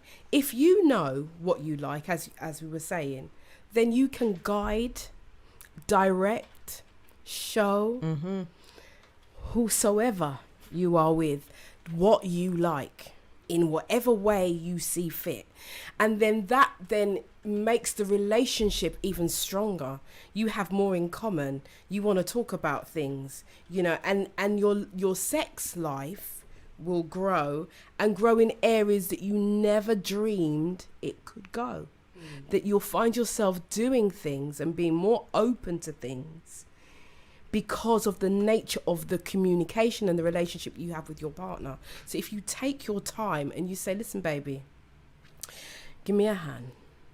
Let me show you how to do it. Or actually, don't even have to say that. Just give me a hand. And you guide. And while you're guiding, you're nurturing. Because come on, women, first and foremost, we are nurturers, right? Yeah. It's in us. You're nurturing him. So you're not making him feel like you're emasculating him. Like you're showing him in a way that is very essential, that he can then feel that he's doing this thing. Even though you're guiding, he's the one that's really doing it. That's right. And then it pulls that... It pulls you together in such a powerful way. Sex, the art of lovemaking is so powerful between two people. It's just there is nothing as powerful as lovemaking. Nothing. And so when you get it right, what it does, it lifts you, it makes you happy, you start smiling, you're walking down the road, you're bubbling, and you're just all singing to yourself, and people walking past you thinking, oh, she got the cream last night, or something's making her happy. Glow as Yeah, well. you do glow, It definitely. releases certain endorphins and yeah. chemicals in your body that make you not only feel great, but you look great. Yeah. Because it's physical, isn't it? Do you know what I mean? And it's also it's spiritual as well, because you're connecting with somebody else. Do you know what I mean? And then you come together. But something I did want to touch on in regards to you saying like leading the man what to do, but that's going to take a kind of certain kind of woman to be able to feel confident enough and bold to be able to do that with a man. So I guess what I'm basically saying is that a woman really needs to know herself, definitely, number one, but explore separately by yourself, etc. But when you know yourself, then it's a thing where I feel that, you know, like say when we're going on, like say dates and things like that, we should be able to have these kind of open kind of conversations, and we're not really exploring that. So when then we do, like say, hook up with that person, it's a great disappointment because we haven't actually said, as well as collecting data about that person, you can say to somebody, okay, I'm only online because I'm just looking for, say, a bang. But you're not actually expressing what that bang looks like. What are you into? What do you like that man to do or that woman to do, etc. These are still communication of information that we need to be sharing amongst each other, so nobody's disappointed. Yeah, absolutely. Do you know what it is as well? Sorry, I'm just going to come in there because that's a really good point. And we've spoken about the lack of the lack of communication across the genders. And of course, you know, we know that all kinds of relationships exist, you know, same-sex relationships, and you know, we're totally accepting of every kind of relationship. But I guess for the purposes of what we're talking about today, we're mostly talking about heterosexual relationships. Yeah. There isn't the communication around these things, around dating and around the expectations and around sex between male and female. So women will sit and chat amongst each other about sex. Men will sit and chat amongst themselves about sex, but there isn't the cross-gender conversation. So how can we know what they want and what they don't want, and how can they know what we want and what we like and what we don't like? And it doesn't just have to be with your partner. People have male friends. Why not talk to your male friends about that? Absolutely should. You should, even if it's a small group of people that are, a gathering of 6, as we've been told, a gathering of 6, and you have an open and frank conversation. I don't see that there's anything wrong with that. And just to add to that, in terms of dating, I think that when you start speaking to somebody, whether it's online or whether it's somebody that you know, after a while, after you've kind of got the preliminaries out of the way, then yes, talk about the conversation. I feel no way to ask, do you like eating pussy? Sorry, should I say it in a different way?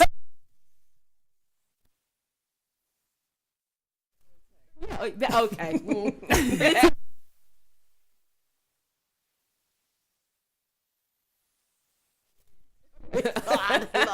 So yeah, are you into oral sex? Yes or no? And it's not no, yes or no, because if you're not, see ya. Boy, bye. Done. I'm done. But I'm out. But it's crazy because even when you have that kind of dialogue with a male, and you were saying, are you into oral sex? And they'll be like, yeah, but I don't do it, and it's just a one-way kind of thing. I'm just like, which one way? Boy, bye. See ya. No, sir. And everybody has that their preference. Selfishness, but it's selfish. You want me on my knees, but you're not prepared to get on your... No. We're going to pray together. Come on.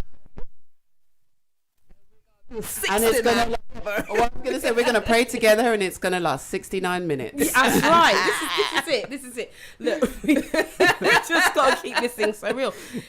I will ask, and I will, because I know me, and because I know my body, I know what I like, I know what I desire, I know how I am, and I know what it takes. So if you're on an outright no, I'm on an outright see you later. That's it. I'm so with you on that, Yvonne. There is another thing that I wanted to touch on, which is about pain and sex for women. Because we don't communicate enough, we don't talk about that aspect. And there are a lot of women who experience pain when it comes to sex for various reasons.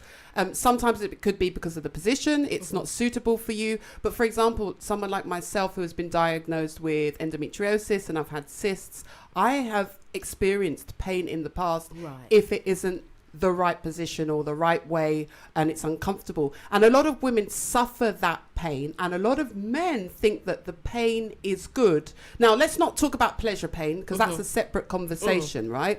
But pain where you are uncomfortable as a woman and you are not enjoying it, why should you suffer that so that that man is satisfied? Surely you should also feel comfortable. Again, this is something that is not spoken about enough, the pain when it comes to sex. If you're feeling pain and it's not pleasurable, you have to stop. Simple. For me, because look, if a man is having sex with a woman and if a man is not circumcised, for instance, and he has very tight skin, sometimes it can be painful for him. That's right. He ain't gonna be going for it and banging away if he's in pain. Man's coming out. Trust me. Man's sorting himself out. So why would any woman not sort herself out? Look, we have the responsibility to look after ourselves first.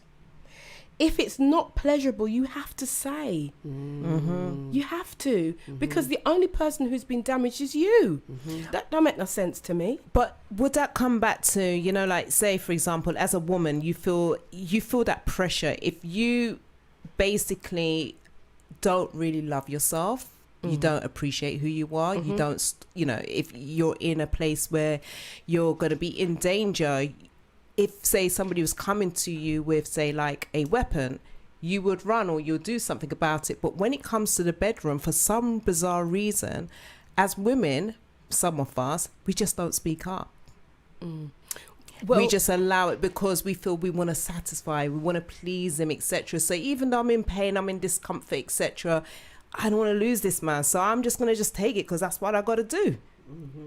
It's like duty, isn't it? You feel this duty.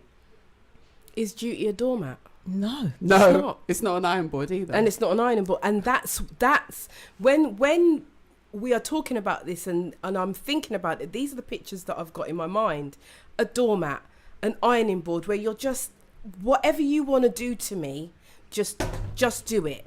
Just do it and I'll just take it. Then that to me is I'm not saying that you're being raped. I'm not saying that. But it's almost like you are. Yeah. You're given permission to be violated in that way. Yeah. Because you're in pain. Mm-hmm. And it's not a good pain. Because Not I at know all. there's good and there's bad. So this is the thing. You, as women, and I want to encourage women out there who are listening, if you find yourself in that situation, the first thing I need you to do is go and see a doctor. First thing, and see if there's Real any talk. underlying issues, first and foremost. Second of all, I want you to just look yourself in the mirror and just tell yourself, I love you. Just you're looking in the mirror at yourself. Tell yourself you love yourself until you feel it. And keep doing it and doing it until you actually embody the words that you are saying, because you are worth it. And every part of you is important, whether it's your mind, your body, your spirit, your vagina, every single part of you is important. And it's important that you don't violate yourself to make somebody else happy. That is so That's true. good advice. That's really good advice. Really good advice. Just going to read out a couple of comments that we've got on the YouTube. So Jeanette says, I'm sure no decent man would like to know you're in pain. So you both benefit from the ladies speaking up. I think that's absolutely right. If you're with a decent guy and you're in pain, that guy's not going to want to hurt you or harm you. So you do have a duty, not only to yourself, but to him to speak up if it's not working. There are ways that you should speak up. And I think there are sensitive ways that we should be able to have those conversations. It shouldn't be a blame or dismissive or emasculate a man, but it should, you should be able to have those conversations in a really sensitive way. You can still be honest, but be sensitive. I think sometimes, when it comes to sexual relations or relations in general, people can be insensitive about how they talk to each other about certain things. But it should be sensitive and it should be done with respect, those conversations, right? Yeah, absolutely. I think the best position to have these conversations is either sitting down or lying down. Definitely. Right? If you're watching something, you're not saying, oh, I need to talk to you about something. No. You don't need to start like that. If you're laying down if he's sitting down, you've got your head on his lap, just talk and say, babes, it really hurt the last time and I'm not sure why or whatever. And I know it's not you, but we need to work on this. Yeah. Maybe I wasn't ready enough. Yeah. Maybe there might be something else going on. I'm going to go and see the doctor.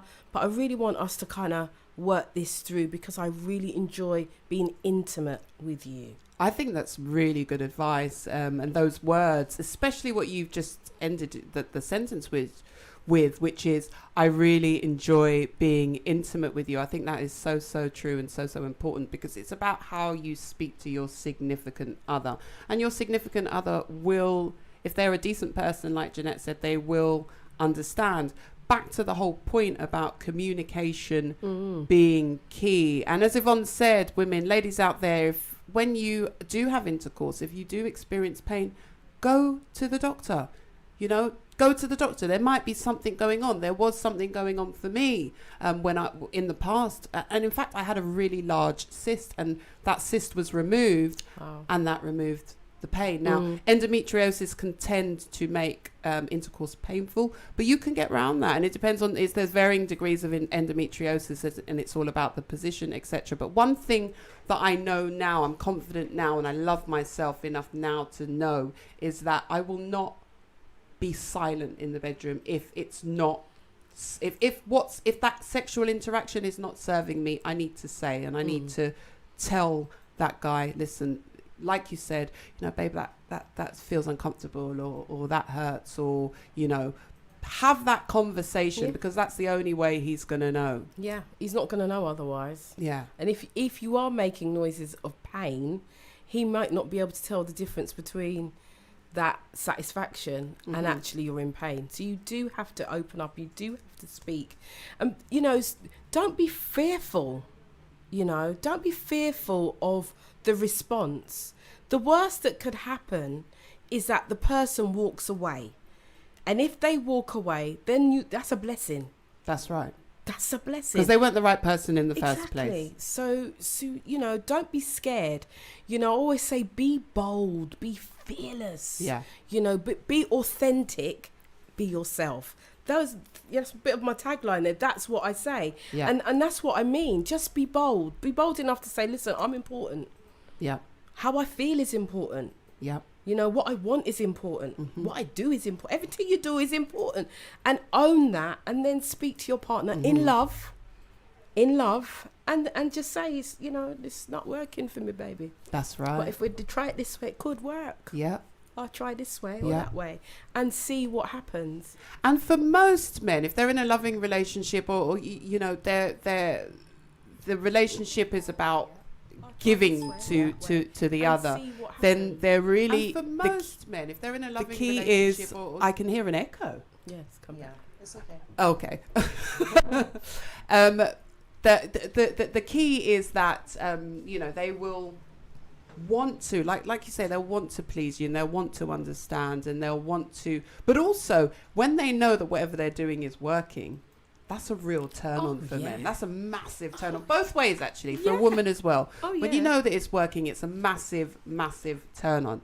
Now listen, I'm loving this debate actually. It's like really frank, really open, really honest. We've got some great feedback.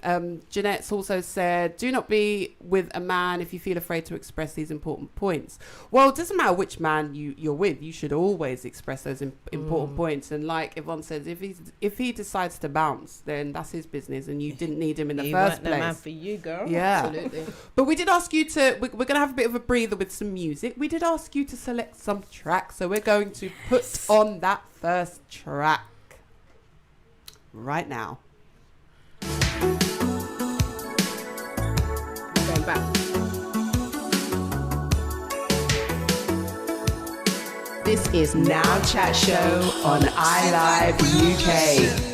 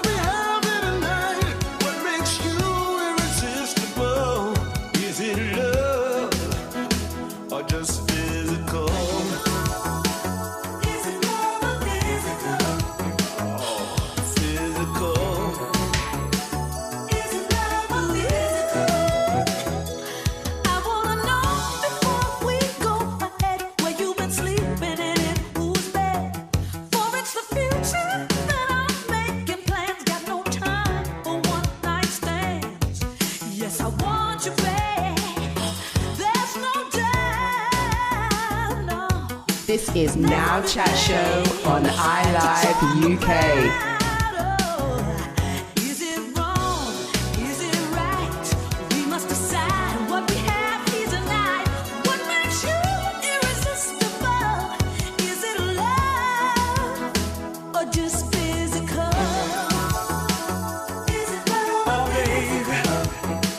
Just physical.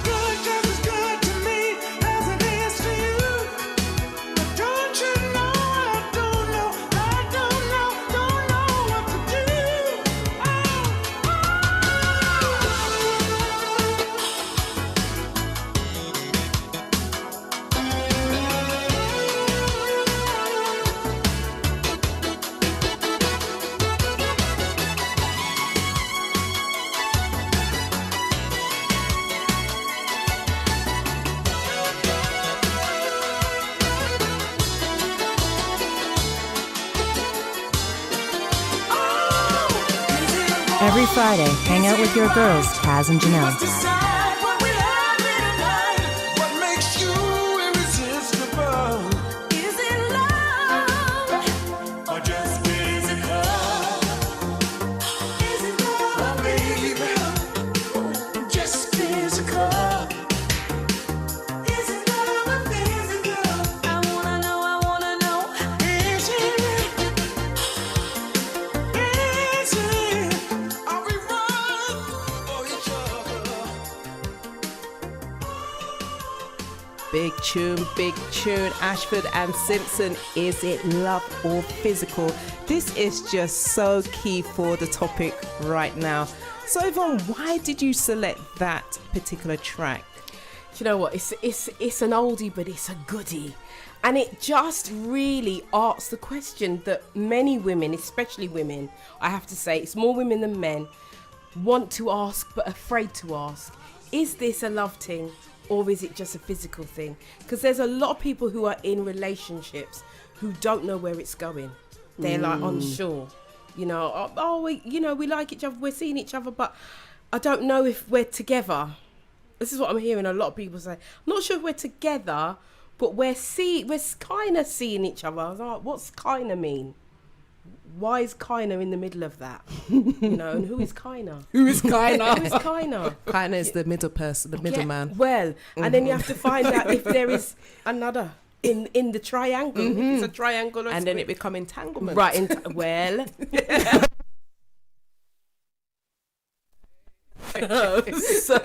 so you know, I think in choosing this song, it's a song that I love anyway. But I was like, yeah, we're talking about relationships, and this is one of the biggest questions that is going on right now. Is this a relationship or is it a thing?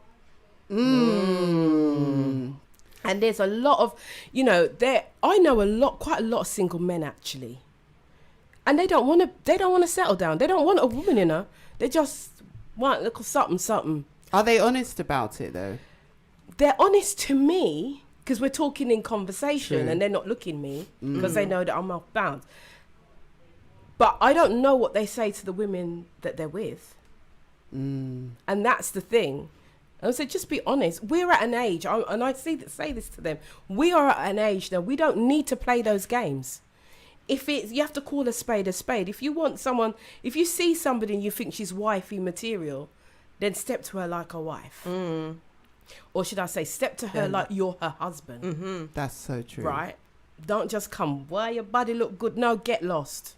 That's not you stepping to me as a husband would, because he wouldn't talk like that. Yeah. So if that's what you want, then you have to approach the woman in that way. Yeah. And the same with a woman. If she's with a man and she just say, boy, I'm buffing her and body good, you're looking at him as a thing. As a thing, as an object, and not necessarily somebody you're taking seriously. You're right. I mean, last week we did speak about our online dating experiences, and we spoke about this whole sliding in the DMs business, like on Instagram. And I've had a few slides, not many, I must confess, but the slide in the DM that I spoke about last week, the young man, because he's younger than me, said, you know, am I single? And I ignored the question to begin with, because I thought, I just don't really have time for this. But then I thought, he asked the question again, and I answered the question. And I said, I am single. Why do you ask? And he said, because you're a snack, babe. A snack. A snack. A snack. This is the lingo now, apparently. Yeah, a You snack. can see the confusion on my face, right? Snack. Snack, like you look good enough to eat, snack on. Oh, yeah, snack. snack. Yeah, yeah, yeah, exactly. You never tell him, say you're a 5-course meal. Well, I did. I wine and actually. So we spoke about this, and at first I was like, "Yo, snack, like, bruv, jog on." But then I thought, you know what? Let me educate this young man, and I did, and I told him, I said, if you are serious, that is not the way you approach a woman. Totally off. And he was actually open to it, because I thought, this is the whole conversation we've been talking about, education between the sexes. Maybe nobody's ever told him that. So I thought, I'm going to tell him that, and he was open to it. And, you know, he said, oh, you know, he's sorry if he's offended me, blah, blah, blah. And I said, I'm not offended. I just feel that actually, as an older woman, it's my duty to let you know that if you are serious about a woman, and any woman who has any respect for themselves will not hear you are a snack. Snack, you know. Yeah, it's a thing. Snack. But you know something, it's interesting you saying that, because I do remember listening, I think it must have been about 4 weeks ago, and Ayana Van Zandt, and she does this whole show, I think it's like every Saturday, and she was actually sharing that she was in a gas station and this younger man approached her, and she was like really excited, and she was like, you know, he was old enough to be her son, etc. And she was just like, guys, he was like a snack. And I was like, yo, she's even referring. So this is the colloquial slang that they're actually using out there. But would she say that directly to him? No. She wasn't saying that to him. No. No. She was expressing that to us because obviously he's a lot more younger than us, young enough to be her son. So she was just, you know, it was like almost a boost. But at the same time, she expressed to him, baby, I'm too grown for you, you know, and how old is your mum? How old is your granny? You know, she was going like that. So when she finally told him how old she was, his attitude was completely different. He was like, wow, what are you using? Let me know, because my mum, my auntie, this person would like, you know, they obviously need to be using whatever you're using. But then his approach afterwards was, but ma'am, I would still love to take you out for dinner. And she was like, thank you, baby, but no, you know, can't do it. But even though she was expressing it, he was a snack, because obviously it was for her. It's just like, God, he looks so good. And that's probably how the guy's looking at you. I'm not saying that was the right way to approach you. No, well, what he did say, he did clarify. And what he did say was that basically, what I meant to say was, you look good and I'd like to get to know you. So I said, then you should have said that. That's what you should have said, really. Yeah. So, Look, we're about to reach the top of the hour. We do have lots more conversation coming up for you. We've got a couple more tracks from Yvonne as well that we'll be looking forward to listening to. She's actually a radio person herself, so her music choice is awesome. It is awesome, isn't it? Because when I heard that track, I was like, oh my God, it reminded me of my youth, and I was just getting excited. Then I saw the playlist, I was like, yo, we was just getting excited. We were well excited producing the show. We were like, yes, some good, juicy tunes for us to get going with. We actually loved it, didn't we? Definitely, we really did. Definitely loved it. Okay, so guys, it is 6 p.m. and we are going to play another track from Yvonne. This is your girl Kaz and your girl Janelle, and this is Now Chat Show, a platform to inspire. Each and every week we'll be featuring a special guest who will be here sharing their story to inspire you. With phone-ins, competitions, giveaways and great music. We'll get you ready for the weekend. So be sure to lock in each and every Friday from 4 to 7 p.m. on iLive UK, changing the way you listen to radio.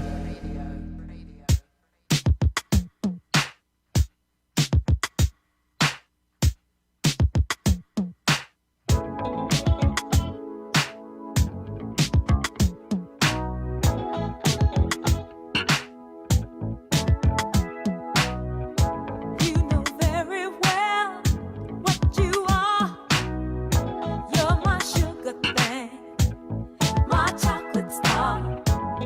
I've had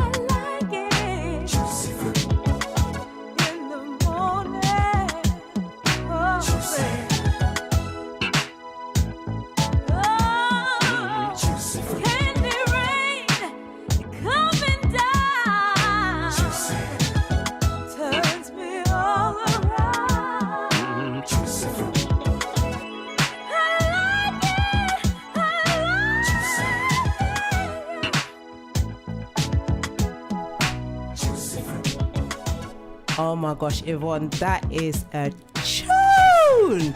Just say watermark. Gosh, oh my gosh. Listen, you know, you just take me back, way back into time. Yes. Listen, I love your playlist. So I understand you're live on Facebook. I am so indeed. you've got some of your people interacting with us. What they're saying. We want to hear. Okay, so Valerie Mitchell. Hi, Valerie. Thanks for your comment. Valerie says, snack is a term what the 35 years and under use. Right. But Jennifer Augusta says she don't mind having a male snack. I don't think anybody would. I wouldn't mind it. Well, snack is he's not serious. If someone came up to me and said you look like a snack, I'd say you want a smack. Straight up. Because that's just like Janelle said, that's not a way to approach a woman, regardless of her age or anything of that nature. If you're going to approach a woman and you're interested, even if it's just a thing where you just want to bang, you still got to approach her in a certain way for her to be open to even interact with you. So I just think it's all about the approach. I don't understand where they're coming up with these snacks. And snack sounds like you want a bang. It doesn't sound like a snack is a snack, innit? You're not saying, well, you look like a 12-course meal. Yeah, exactly. And not, I want to take you on a journey. Or we want to take you on a look a date or something. But you look like a snack. Snack is something you eat quick, you know. Well, that's the bang, innit?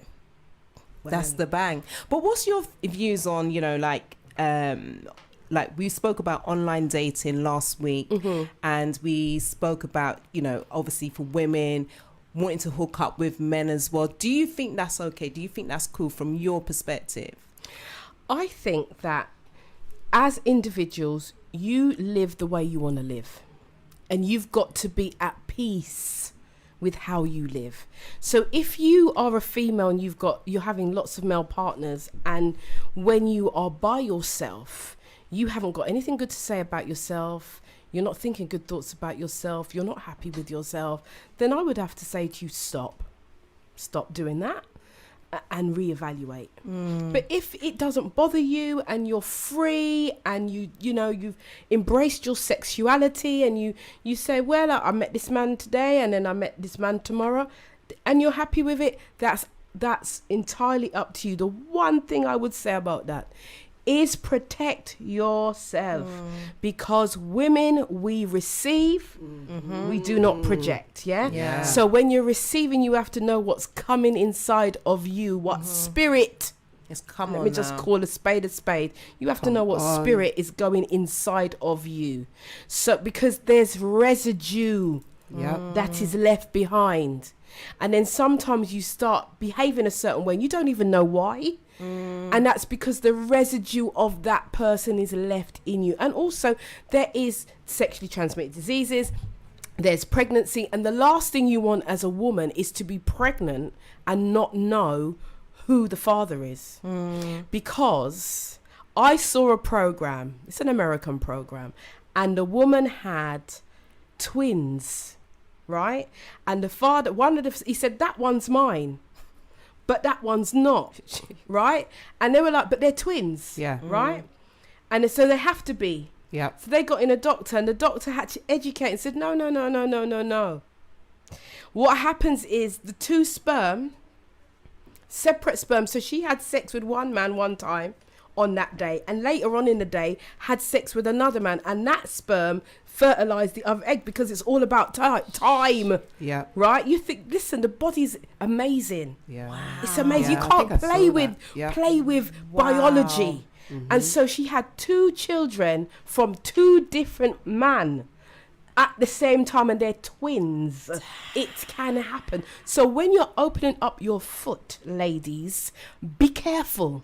Very. You have been warned. Wow. Yes, and I saw that never on heard that one TV. Yeah, I've before. seen it on I TV. saw It was that. actually This is educational right now. I definitely saw that too, and it was like an eye opener for me as well. But it's possible, it can happen, and it clearly did happen. Yes, it did. So you got some comments from your loyal followers on Facebook, and we'd love to hear from those guys. Thank you guys for tuning in on Facebook with Yvonne and your Now Chat Show girls on iLive UK. Yvonne's going to read out some of those comments. We've got some more comments on YouTube as well, so we're going to read those out soon. If you do want to get involved, guys, please do. You can check us out on YouTube. If you Google iLive UK, we'll come up on YouTube. You'll see a live stream. You can get involved in the live chat. Please do share it as well, because what we're trying to do is educate everybody out there. There's also other ways you can get involved. Okay, so guys, you can send us a text only via WhatsApp, and that will be on 07564 265 257. I repeat, 07564 265 257. You can also dial in if you wish and get, well, anyway, 0208 638 8503. And obviously, you can watch us on YouTube if you're not watching us already. That's right. So what are your people saying out there, Yvonne? Well, Valerie Mitchell's saying mature women want to be approached with respect, and I absolutely agree with that. She said, I prefer men to be upfront about what they want, need, and like, as she will definitely be. And I just say absolutely, Valerie, I'm with you there 100%. Is it just mature women though, or should it be all women? I know mature women definitely, but when I was younger, in my teens, what the slang then was buff or painting or whatever. Mm-hmm. A guy could not approach me like that. No. He couldn't. No. If he did, ignore. But obviously, this is their new way of, communicating and getting a woman's attention, vice versa. That's just the. Well, we heard from one of your on Facebook saying that's the new way that under 35-year-olds are actually approaching each other, saying, that person, you're a snack. That's the approach that they're running with. So it's just. But you remember what Remy, my cousin, said last week? And Remy's 22, and Remy said absolutely not. But I think it's depending on the individual. Not all under 35-year-olds are going to be doing so. And I think as well, when you think about, like, say, the influence and where it's coming from, a lot of our influence comes from the USA. And, when I heard the snack thing, the first time I heard it was Ayanna Van Sant. That was the first time I heard it, and that was like a month ago. So this sounds like it's a US terminology of slang. That's what they use over there, and we're obviously adapting that over here. I'm not saying that's the right way forward, because we clearly do not agree with it, but at the same time, some people are adapting that way of approaching a young woman, or vice versa, a woman approaching a man, and it's just their way of doing their thing. That's their talk. I guess so. I would like to feel that I'm in touch, but maybe I'm a bit out of touch. But anyway, for me, it just doesn't work. We've got a couple of comments on YouTube. Andre, thank you for joining us. Andre, he says, back to the whole pain thing. Pain inhibits neural sensations in the brain. And if you're in pain during sex, there's little to no possibility of an orgasm. For those who need to hear it, and Andre is obviously coming from a male perspective, we need to be aware of what our partner is experiencing just as much as our own sensations. And I think, it's fair to say that the biggest sex organ is the brain, right? Yeah. If it's not happening in the brain, or the concentration is distracted, or, especially as a woman, like, you're in the moment, but then you think, oh my gosh, I got to do the washing, I got to do the dishes. That can all throw you off your goal. Mm-hmm. But it happens, Kaz. It does. I ain't going to lie, man. Especially if the sex is whack, my mind's gone that direction. I know it sounds dread, but I'm just keeping it real.com. Yeah. Anyways, but you're easily distracted because you're thinking about other things that you need to do. So if that person is not the approach and everything is not nicey, then I just want it to be over and done with real quick so I can attend to what I need to attend to. Does it need to end to be over? Or can you just... I was just going to say. Can you just like... I've done that. Yeah, I was about to say. Have you done that, Yeah, Yvonne? it's not working. No, and get off. Have you not? I have. Yeah. But sometimes it can be a bit, I don't want to hurt a man's ego sometimes. Come on, Kaz. Who's more important? I'm not saying... Listen, girl, I've done come already. I'm just saying. Mm-hmm. Oh, so you've already reached that pinnacle, but it's just I it's sound still so whack. Selfish, don't I? But hey ho, so it got sometimes. But he hasn't. I see. Sometimes, he's just taking too long, and I've got things to do. my gosh. I mean, there are women who complain there are women who complain when it's too quick and it's over in the blink of an eye. So that's a new one for me. But I hear you. But you see, the thing is, with the quick thing, yeah? Let me just get in there. With the quick thing, my thing is this.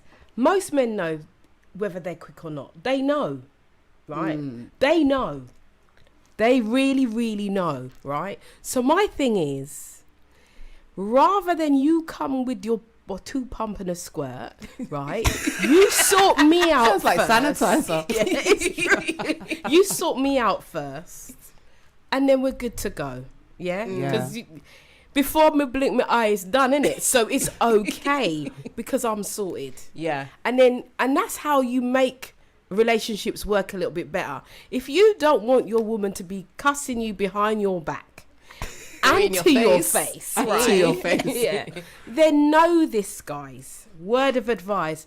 Make sure you sort your lady out first. Amen, amen, and You amen. will never again. go wrong by doing that. You will always be on the right side of her. Do you guys agree out there?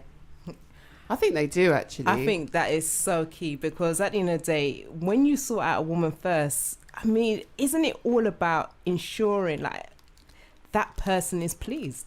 Mm-hmm. It is, and the majority of the time, don't get me wrong, sometimes men fail to achieve orgasm, but the majority of the time, I don't know what the statistics are because I didn't look them up. If anybody out there knows the statistics, let us know. But the majority of the time, men get there, and it's really women who struggle in... Well, no, struggle's the wrong word. It's women who have challenges for various reasons, as we said at the top of the show. But we do have another track coming up from YVONNE, and we're just going to play that for you now. Another musical interlude for you.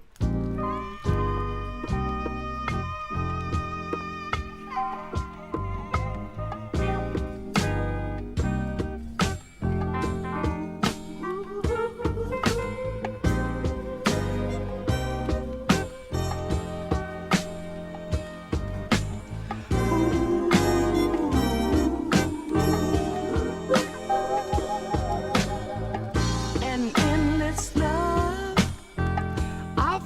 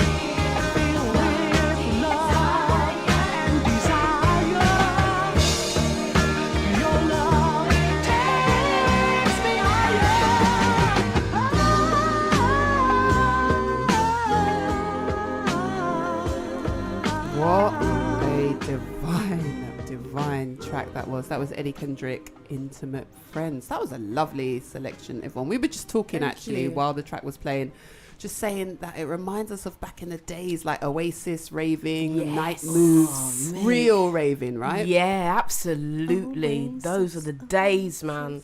I mean, let's not even talk about this whole lockdown experience that has just kind of eliminated the raving experience. But even before lockdown, the kind of going out and enjoyment wasn't the same as it was. It's not the same. I don't want to sound like old fogey-ish, but I think it's true. I think it's definitely changed, because when you think about the type of music, the artists, what's out there, that has a large input to how, you know, the raving scene is going to be.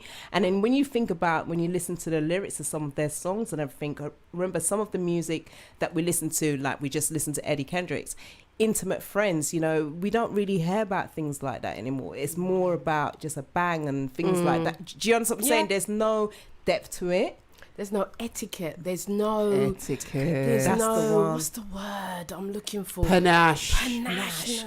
There's no substance. There's no nothing. It's just like anything goes. Yeah. Now. Literally. Yeah. You know, really. there's the artistry in music has been lost, I think, especially lyrically. The way in which songwriters are writing now is not the same as they used to. It had finesse to it. Yeah. You know, Intimate Friends, and it just left a little bit to the imagination. Yeah. Oh, yeah. You know, but now it's just blatantly, it's explicit, and the more explicit it is the more it gets airplay. Yes. You know? That's that's so true. And I just think there is an agenda there, you know, and you know, they say sex sells, it does, and it does. But it can sell in many different ways. And like you say, you can leave some stuff to the imagination and it can still sell and it can still be sensual. And, you know, just listening to music like that, it just brings back those memories of a guy trying to approach you for a dance, or you might approach a guy for a dance. Yeah. Or you just position yourself.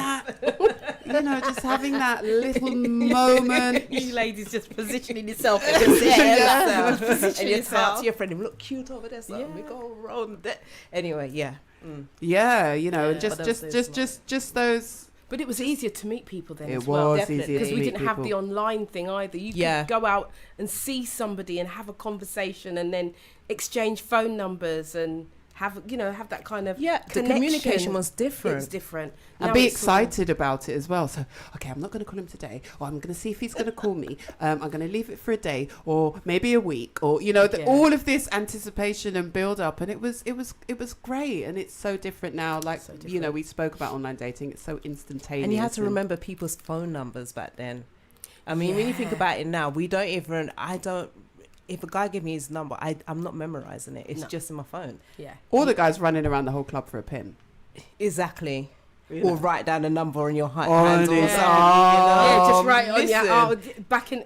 But now you just get your phone out, and that's it. Your phone is the thing, and you don't memorize the numbers. I only know my own number. I don't know anyone else's. I just know mine. And I used to be able to say, "Oh yeah, this what," and put up in the phone box. You know, putting out the numbers and everything, but now it's different. It's different. It's funny though, and I digress a little bit, but I was reminiscing with some friends about where I grew up, and I grew up on an estate in northwest London, and how we miss those times.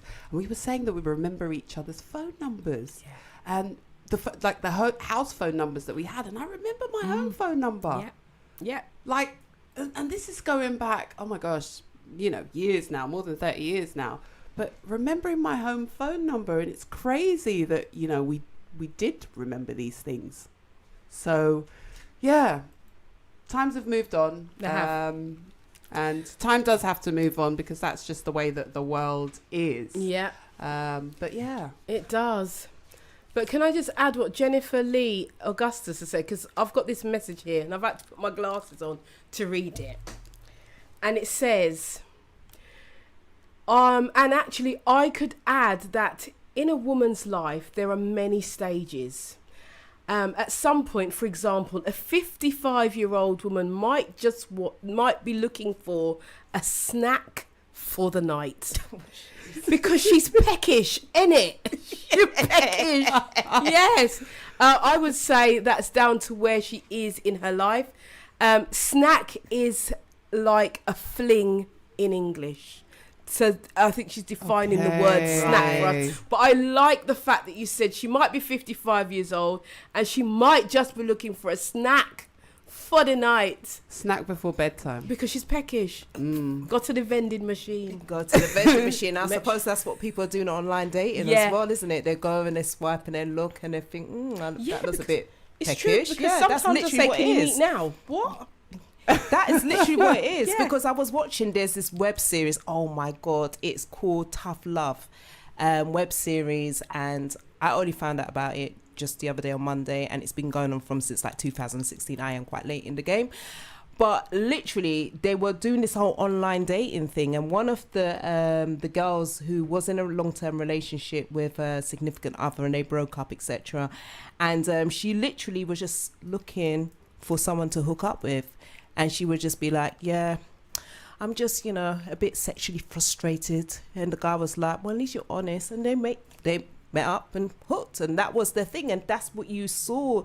Literally, that's how people were just linking up with different people. It was just crazy. But I think it's about honesty. So if you are both on the same page, you're both honest, you both communicate what you want, then fine, you're both on the same page. It's a level playing field, and you've given that person the honesty for them to make a choice, right? Yeah, but the thing is, my views is this: that man, that stranger is coming to your house. You don't know this person other than online. He knows now where you live. Being in your bedroom and everything. He's been in your environment now. Do you know what I mean? I don't know if Sage is going to be able to bund that whatever energy out of your place, but what I'm saying is now you've made yourself vulnerable for a quick little frustration of a little itch in between the leg because you're sexually frustrated. I agree with you. I mean, I'm not saying that that's the way I live my life or what I do. I'm just saying that at least people are honest and they know what they're dealing with. You know me, like my house is sacred and not everybody can come into my house. Certainly not a guy I've just met can come into my space, my sacred space. Absolutely not. I've got to know you. I've got to know quite a bit about you, interact with you before I feel comfortable with bringing you in my space. And people are all too quick to do those kinds of things, right? Yeah. Oh, come over. Why? Yeah. Why do I need to? We're talking. So you can cook for me. Really? Is it? Still, I'll wait for that. You see, this one bad, Okay. No, but how often? No, but how often have you heard that though? On a real? Too many times. That's what I'm saying. How about you invite me to your place and you cook for me? How about that? Okay. And I'll even bring I may even bring the ingredients. No, we don't bring the ingredients. But I'm just saying, like I might say, I can bring some ingredients if you don't have all the ingredients, or I can tell you what ingredients to use. But yeah, you're right. How about you invite me over and cook for me? And has a guy ever invited me over to cook for me? No, actually. Really? No. I've had a couple of guys cook for me and I was impressed. Yeah.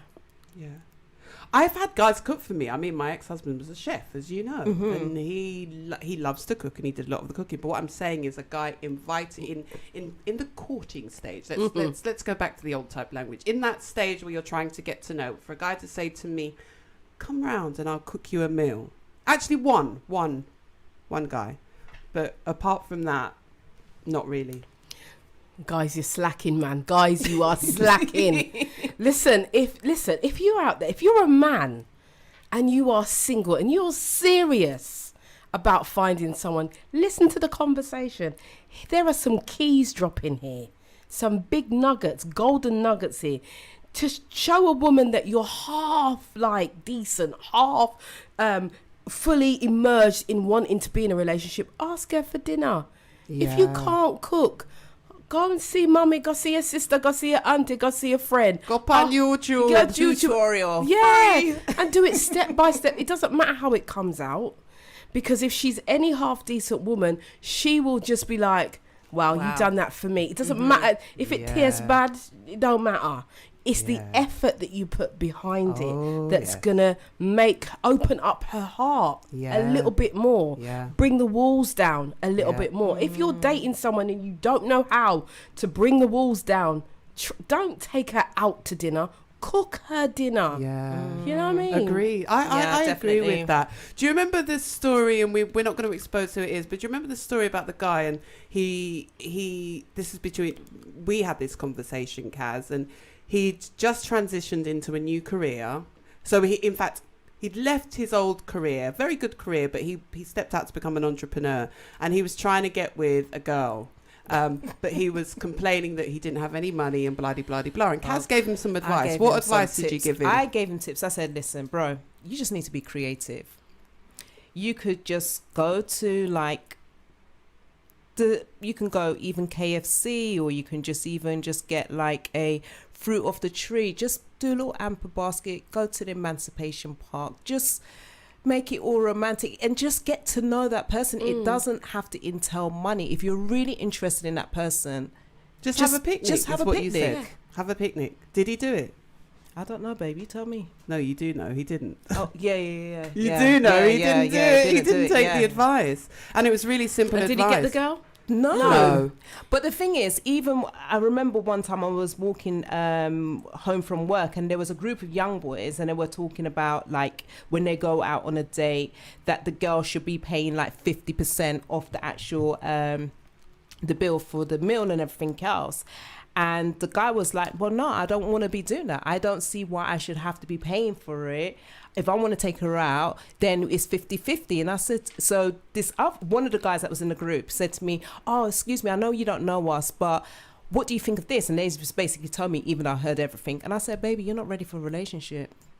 You're not ready for a relationship, because the fact that you are having an issue in terms of you taking care of that bill on that first date, you're not ready, because that first date doesn't necessarily mean that you have to like go out for dinner where it's a luscious dinner. You could just go to the coffee shop. You could just take a walk down the South Bank, whatever. Do you know what I mean? It's just you taking lead. A woman is already, this is just my view, a woman wants to see that this man is going to be able to, he's going to be able to like there's some form of stability. So if he can't take care of that bill, then he shouldn't be looking at no woman. No. That's just my views on it. And I think even Marlo made a comment on Facebook. I'm like, okay, so guys, the time is 6:32. We do only have half an hour left. Wow. And the conversation has been amazing so far. So there's a good friend of ours, Marlo Morris. Big up Marlo if you're listening. He posted something on FB, and we're just going to slightly touch on it because that's a whole next level of conversation in itself. But he said men attend to women for two reasons: sex and love. In most cases, men do not marry for sex or love. They marry for stability. He goes on to say that a man can love you and not marry you, and a man can have sex with you for years without marrying you. But immediately he finds a woman who brings stability in his life, he marries her. Now, he goes on to explain what he means by stability, and for him, stability is peace of mind. He says men are visionaries when they think about marriage. They do not think about wedding dresses, bridesmaids, and the like, which a lot of females do think about. Not all, but a lot.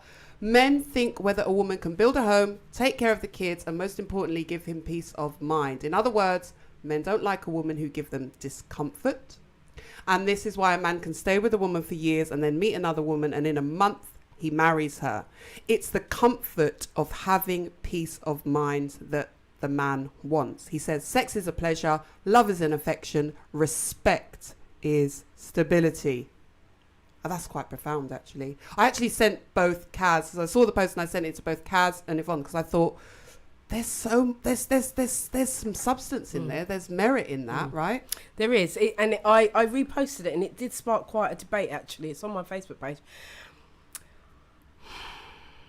Now, I took a deep breath because I agree to a certain extent, and it's not that I disagree, but I'm not sure the choice of words are right. And the reason why I say that, because peace of mind is very much like respect, and that has to come from the person first, not the other person. Yes.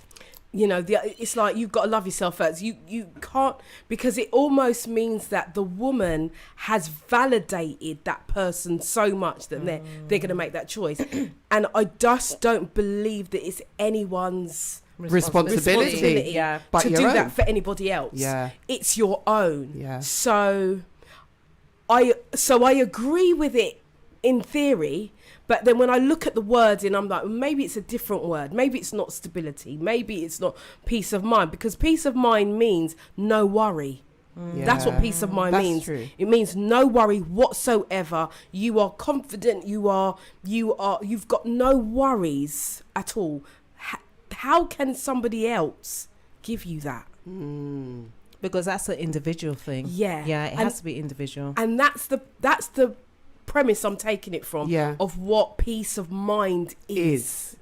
So maybe it's about enhancing that state that you already have and not detracting from that state, because if you have peace of mind within yourself, you've taken the responsibility, you have peace of mind. There is the fact that somebody can come in and now they can throw you off balance. And don't get me wrong, we are all responsible for how we feel and how we allow ourselves to be made to feel by other people. If somebody does something to you and it affects you, you're in control of that. You should be in control of that, right? But I think what I'm trying to say is that maybe he should have said it's about enhancing that piece that he already has. Adding to it, adding and not value. Bringing drama.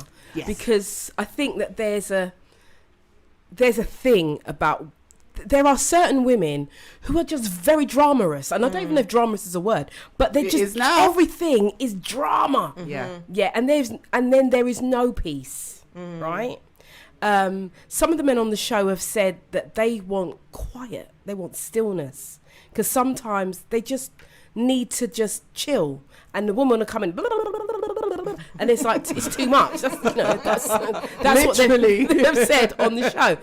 But I think when you are at one with yourself, you're choosing, you have to choose the reflection of yourself. But then isn't that coming back to what's it, law of attraction?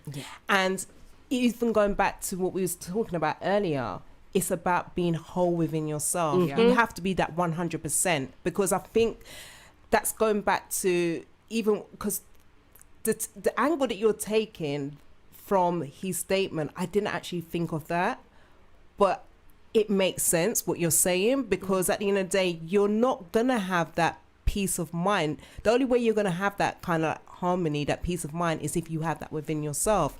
Because if you know that person is going to be back drama, etc., you're already going to be removing yourself away from that individual, because that's not something that you're about. You know, and then you think, you know, there are men who are with women for 10 years and then never marry them, and then they meet somebody that, and they do marry them, and then I question the woman that they were with for 10 years. To me, didn't require marriage.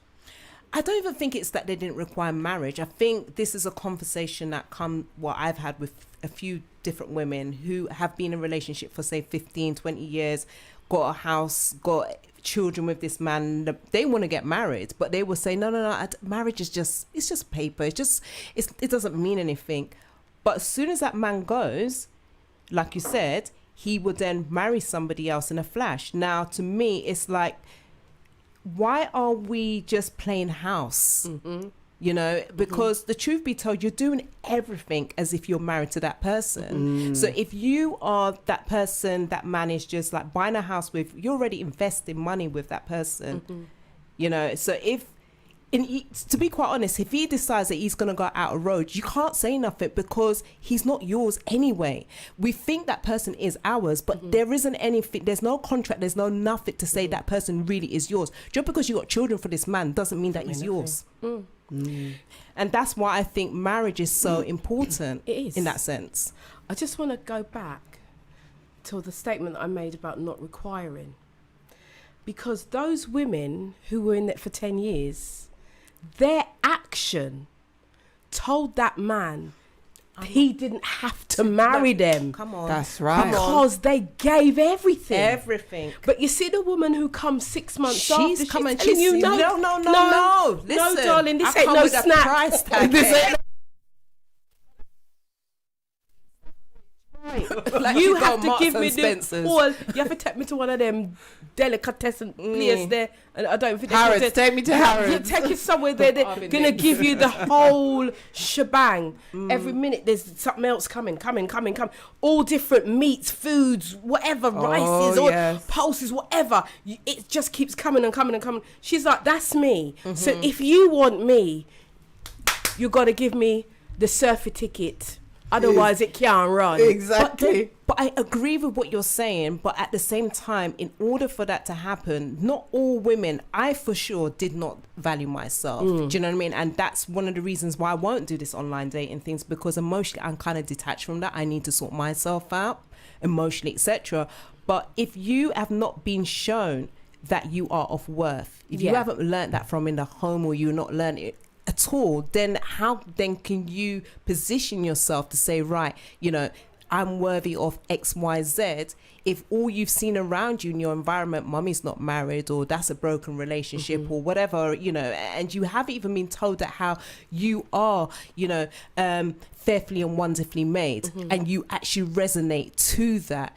If you don't have that for yourself, then you can't really expect a woman to not just be with this man for 10, 15 years and living as if to say they're married, if that's what they've been exposed to and that's what they've seen. Yeah, I agree with you. You do have to know.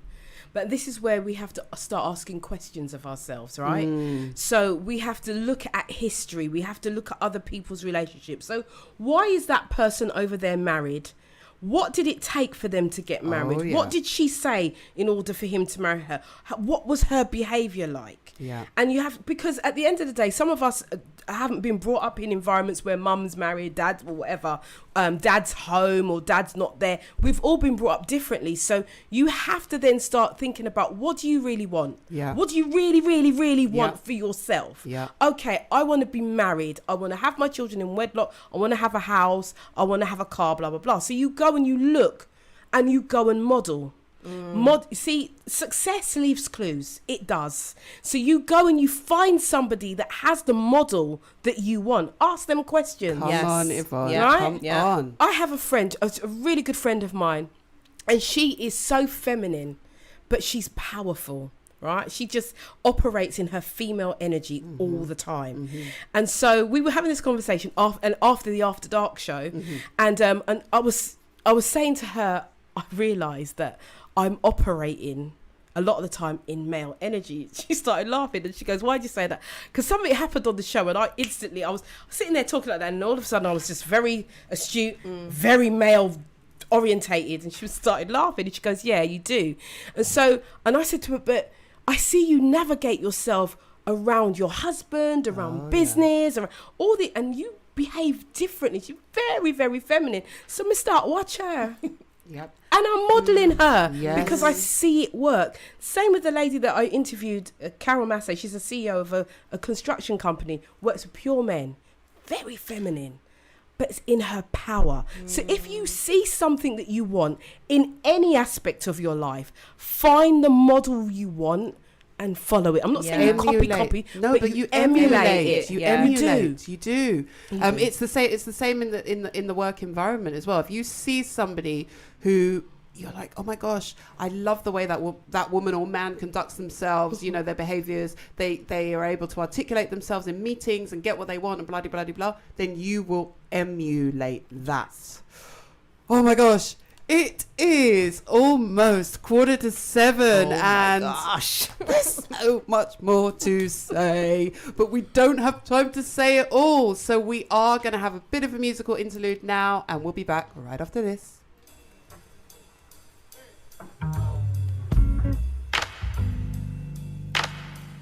Well, well, well, well, well, well, well.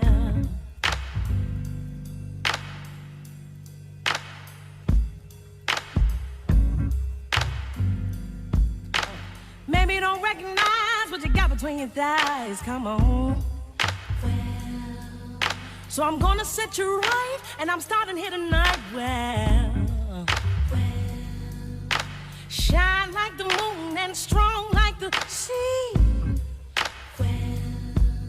More expensive than money, more valuable than anything. Juicy mango, summer peach. Make a lame man walk and a full man hungry. Well. And if you don't know what I'm saying, then baby, I'm telling you,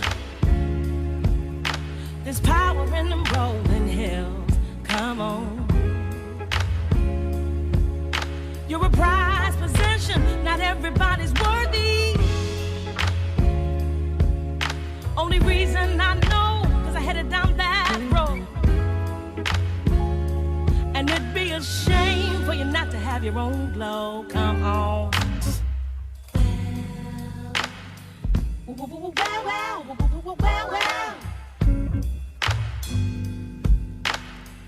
Well,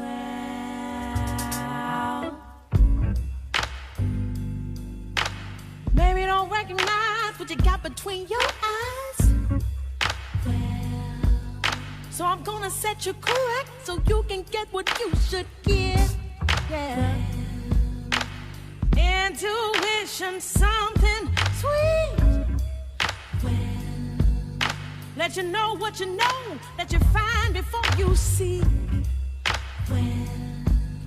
Spirit of discernment, pray for it every day.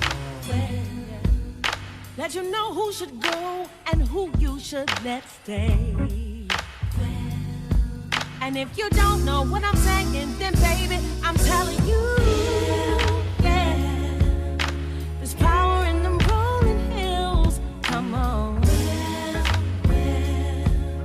You're a prized possession, not everybody's worthy to feel. Only reason I know, cause I headed down that road. And it'd be a shame for you not to have your own glow.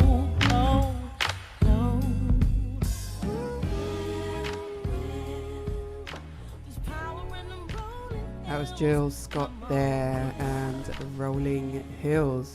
What a great song with a great message. We wish we had some time to talk about it, but we don't. But, you know, you guys can listen back to that. So listen, the time is now 6:47. We've got Yvonne Michelle in the studio with us talking everything to do with sex and intimacy. We've had a great conversation and some amazing feedback. Thank you, Jason, for listening in. Jason said, amazing show, ladies. Talking about things that really need to be spoken about. So listen, we don't have long left with you guys. Thank you for staying with us. This is iLive UK. We are changing the way you listen to radio. We do have a few shout outs. We want to shout out to all of you listeners out there. Jason, JJ, Rachel, Andre. If I've forgotten anyone, forgive us. You know, we're scrolling through the chat right now. Darren Dodds, by the way, you know, thank you for joining us. We do have some birthday shout outs too. Yes, we do. I want to shout out a good friend of mine, Shakira, who it's her birthday today. She has also recently got engaged. So congratulations on both fronts, Shakira. And we do have a special track dedicated just for you. We are gonna make it, win the prize and take it.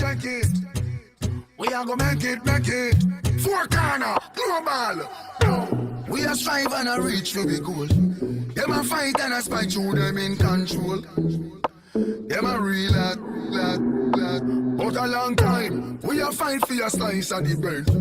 Them a scream and a dream and a wish me fi dead. But I got down we head. I know just now, we a scream and a cheer for the team. Them a plan out fi bench we and them rule supreme. Like a them want fi clean. Well imagine, we a try move out of the shock. Them a cry and a spy and a try stop we clock. Guess how off we back. Tell them so we bless. Tell them we bless. Tell them we bless. Tell them we bless. Tell them we bless. Tell them we bless. Tell them we bless. Tell them so we still have life. We no stress. God light shine on we and no walk west. Screw where your man want pray. We no press. Bless up who down when we the rest. Tell them we no broke like dog and we know this. How they follow me like peace, so them a guess. How come we still look clean and them a mess? Eventually they will see who is watching over me. Make we shine like stars above and give love to who show us love to. We flying high like the morning dove. Got a rich look, you fit like glove. Still like say, we a strive and a reach to the goal. Them a fight and a spite through them in control. Them a real lot. But a long time, we a fight for a slice of the bread. Them a scheme and a dream and a wish we fi dead. But I got down we dead. I know just now, we a scream and a cheer for the team. Them a plan out for bench we and them rule supreme. Like and them work for clean. Well imagine, we a try move out of the shop. Them a cry and a spy and a try stop we clock. Go guess how we walk we back. Tell them so we bless. Tell them we bless. Tell them we bless. Tell them we bless. Yes, guys. That was a special dedication to Shakira, who's celebrating her birthday today. That was Buju Banton and Blessed, and love that tune.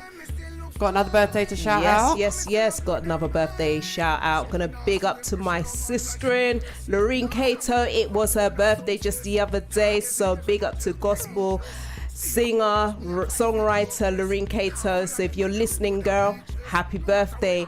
But biggest happy birthday for the week is my father. His birthday was yesterday. And was we getting jokes from my dad yesterday, you know? Yeah, so when we were producing the show, Kaz had her family Zoom and it was jokes. Kaz's dad, he's quite Kaz, I see where you get your wit from now, man. I don't know. I'm I'm telling you, Mate. like, your dad's witty and funny. That's where you get it from. So Cedric, because I learnt his name too. Happy birthday. So Dad, this one is for you.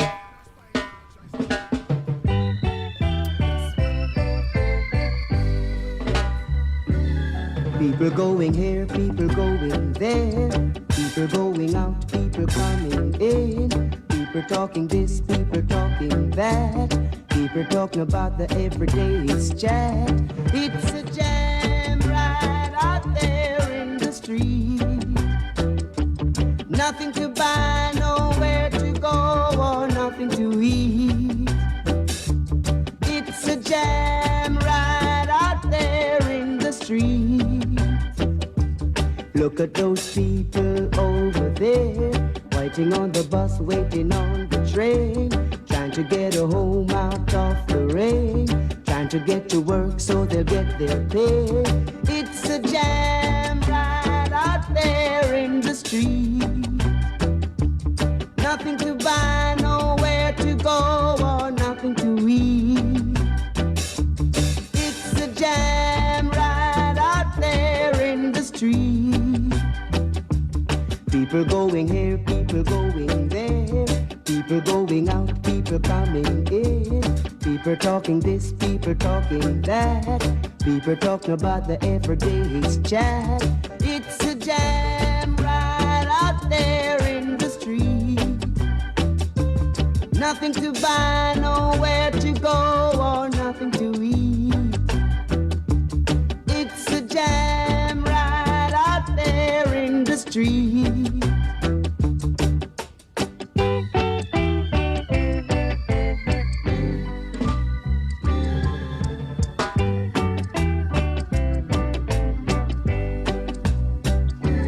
People going on business, people going on pleasure, people going on their own leisure, people going there, people going here, people talking this, people talking that.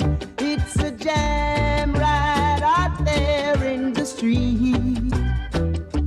Nothing to buy, nowhere to go, or nothing to eat. It's a jam right out there in the street. Look at those people. That was John Holt, a jam in the streets, especially dedicated to Kaz's father. Wonderful tune that is. Wonderful, wonderful tune. We love it. We've been jamming in here Inside, but still jamming. We do still have our guests with us, Yvonne, Michelle. We've only got a few minutes left with you guys. We've had such a great, rich conversation, and we wish we could continue, but we can't. So thank you, Yvonne, for joining us, and thank you for bringing your absolute amazing, phenomenal insight to Now Chat Show on iLive UK. Before we let you go, can you tell the people where they can find you, where they can check out After Dark, all of that good stuff? Yes. Right. So my handles are this. I'm on Facebook, I'm on Instagram, and I'm on YouTube. My handles are Yvonne, at Yvonne Michelle. Michelle has one L. Yvonne is YVONNE-MICHELES. Yvonne Michelle's. And that's Facebook, that's Instagram, and YouTube is Yvonne Michelle's TV.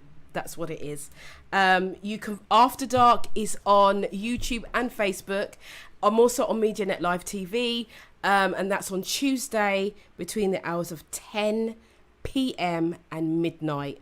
We are starting back with a conversation about sex on Tuesday. I am also launching After Dark Pleasures, which is an adult novelty line.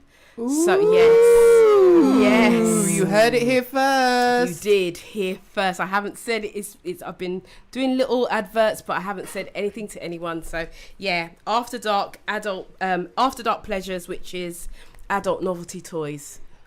Whoa. We're not joking. Listen, gonna check that one out. Definitely got to check that one out. For sure. So guys, we are almost at the top of the hour, so we don't even want to go right now, but we just hope you enjoy the show. We know you've enjoyed the show. We've enjoyed the show, and it's been an absolute blessing. But guys, make sure you do lock in with us this coming Sunday, where myself and Janelle will just basically conclude everything in regards to the Instagram Live, this Dating Deconstructed, our previous series, and we're going to be doing so many other things. But if you want to be on our show, on the radio station, please just send us an email or just drop us a direct message.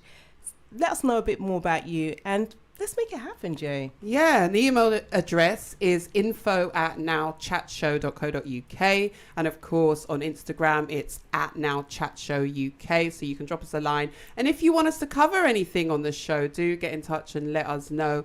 We are open to all suggestions. After all, it's about you guys out there who are listening and watching. Without your support, we wouldn't be on this show. So thank you for all your support. It is the weekend.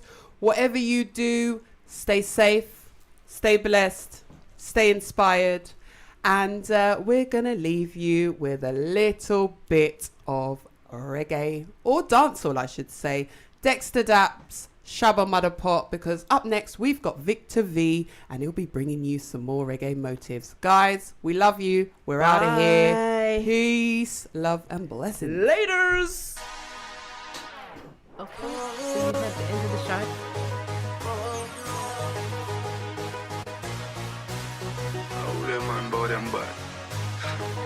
Ready? Coachy load from in a Netherland, where the grabbers think like Ali get up on. The scheme hot today, we are the weatherman. A boy shoulda drop, but the beretta jam. Long time we no kill a man, so we circle lemons like the little man. Set a bomb, make a damn black rain fall, so we must catch a man. That's the echo when the grabber scheme up like Shabba Mother Pot. Shot fire, every man a drop flat. Everybody's trapped, every pan a knock. Feel like the rims and the Cadillac when the M1 a knock. Shot fire, every man a drop flat. We run ya so everybody back. We badder than everything we bad. Madder than everything we mad. Black rain fall when you see we not. Steel pan a beat like Trinidad. When we step in the street like criminal. Cheat up the weekly, the minimal. Funeral, dinner yam. Nobody have you, don't give a damn. When they grab a schema like Shabba Mother Pot. Shot fire, every man a drop flat. Everybody's trapped, every banana. Still like the rims and the Cadillac when the M1 a knock.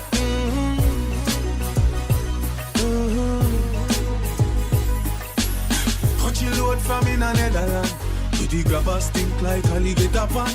The scheme hot to them, me and the weatherman. Why should I drop for the Beretta jam? A long time.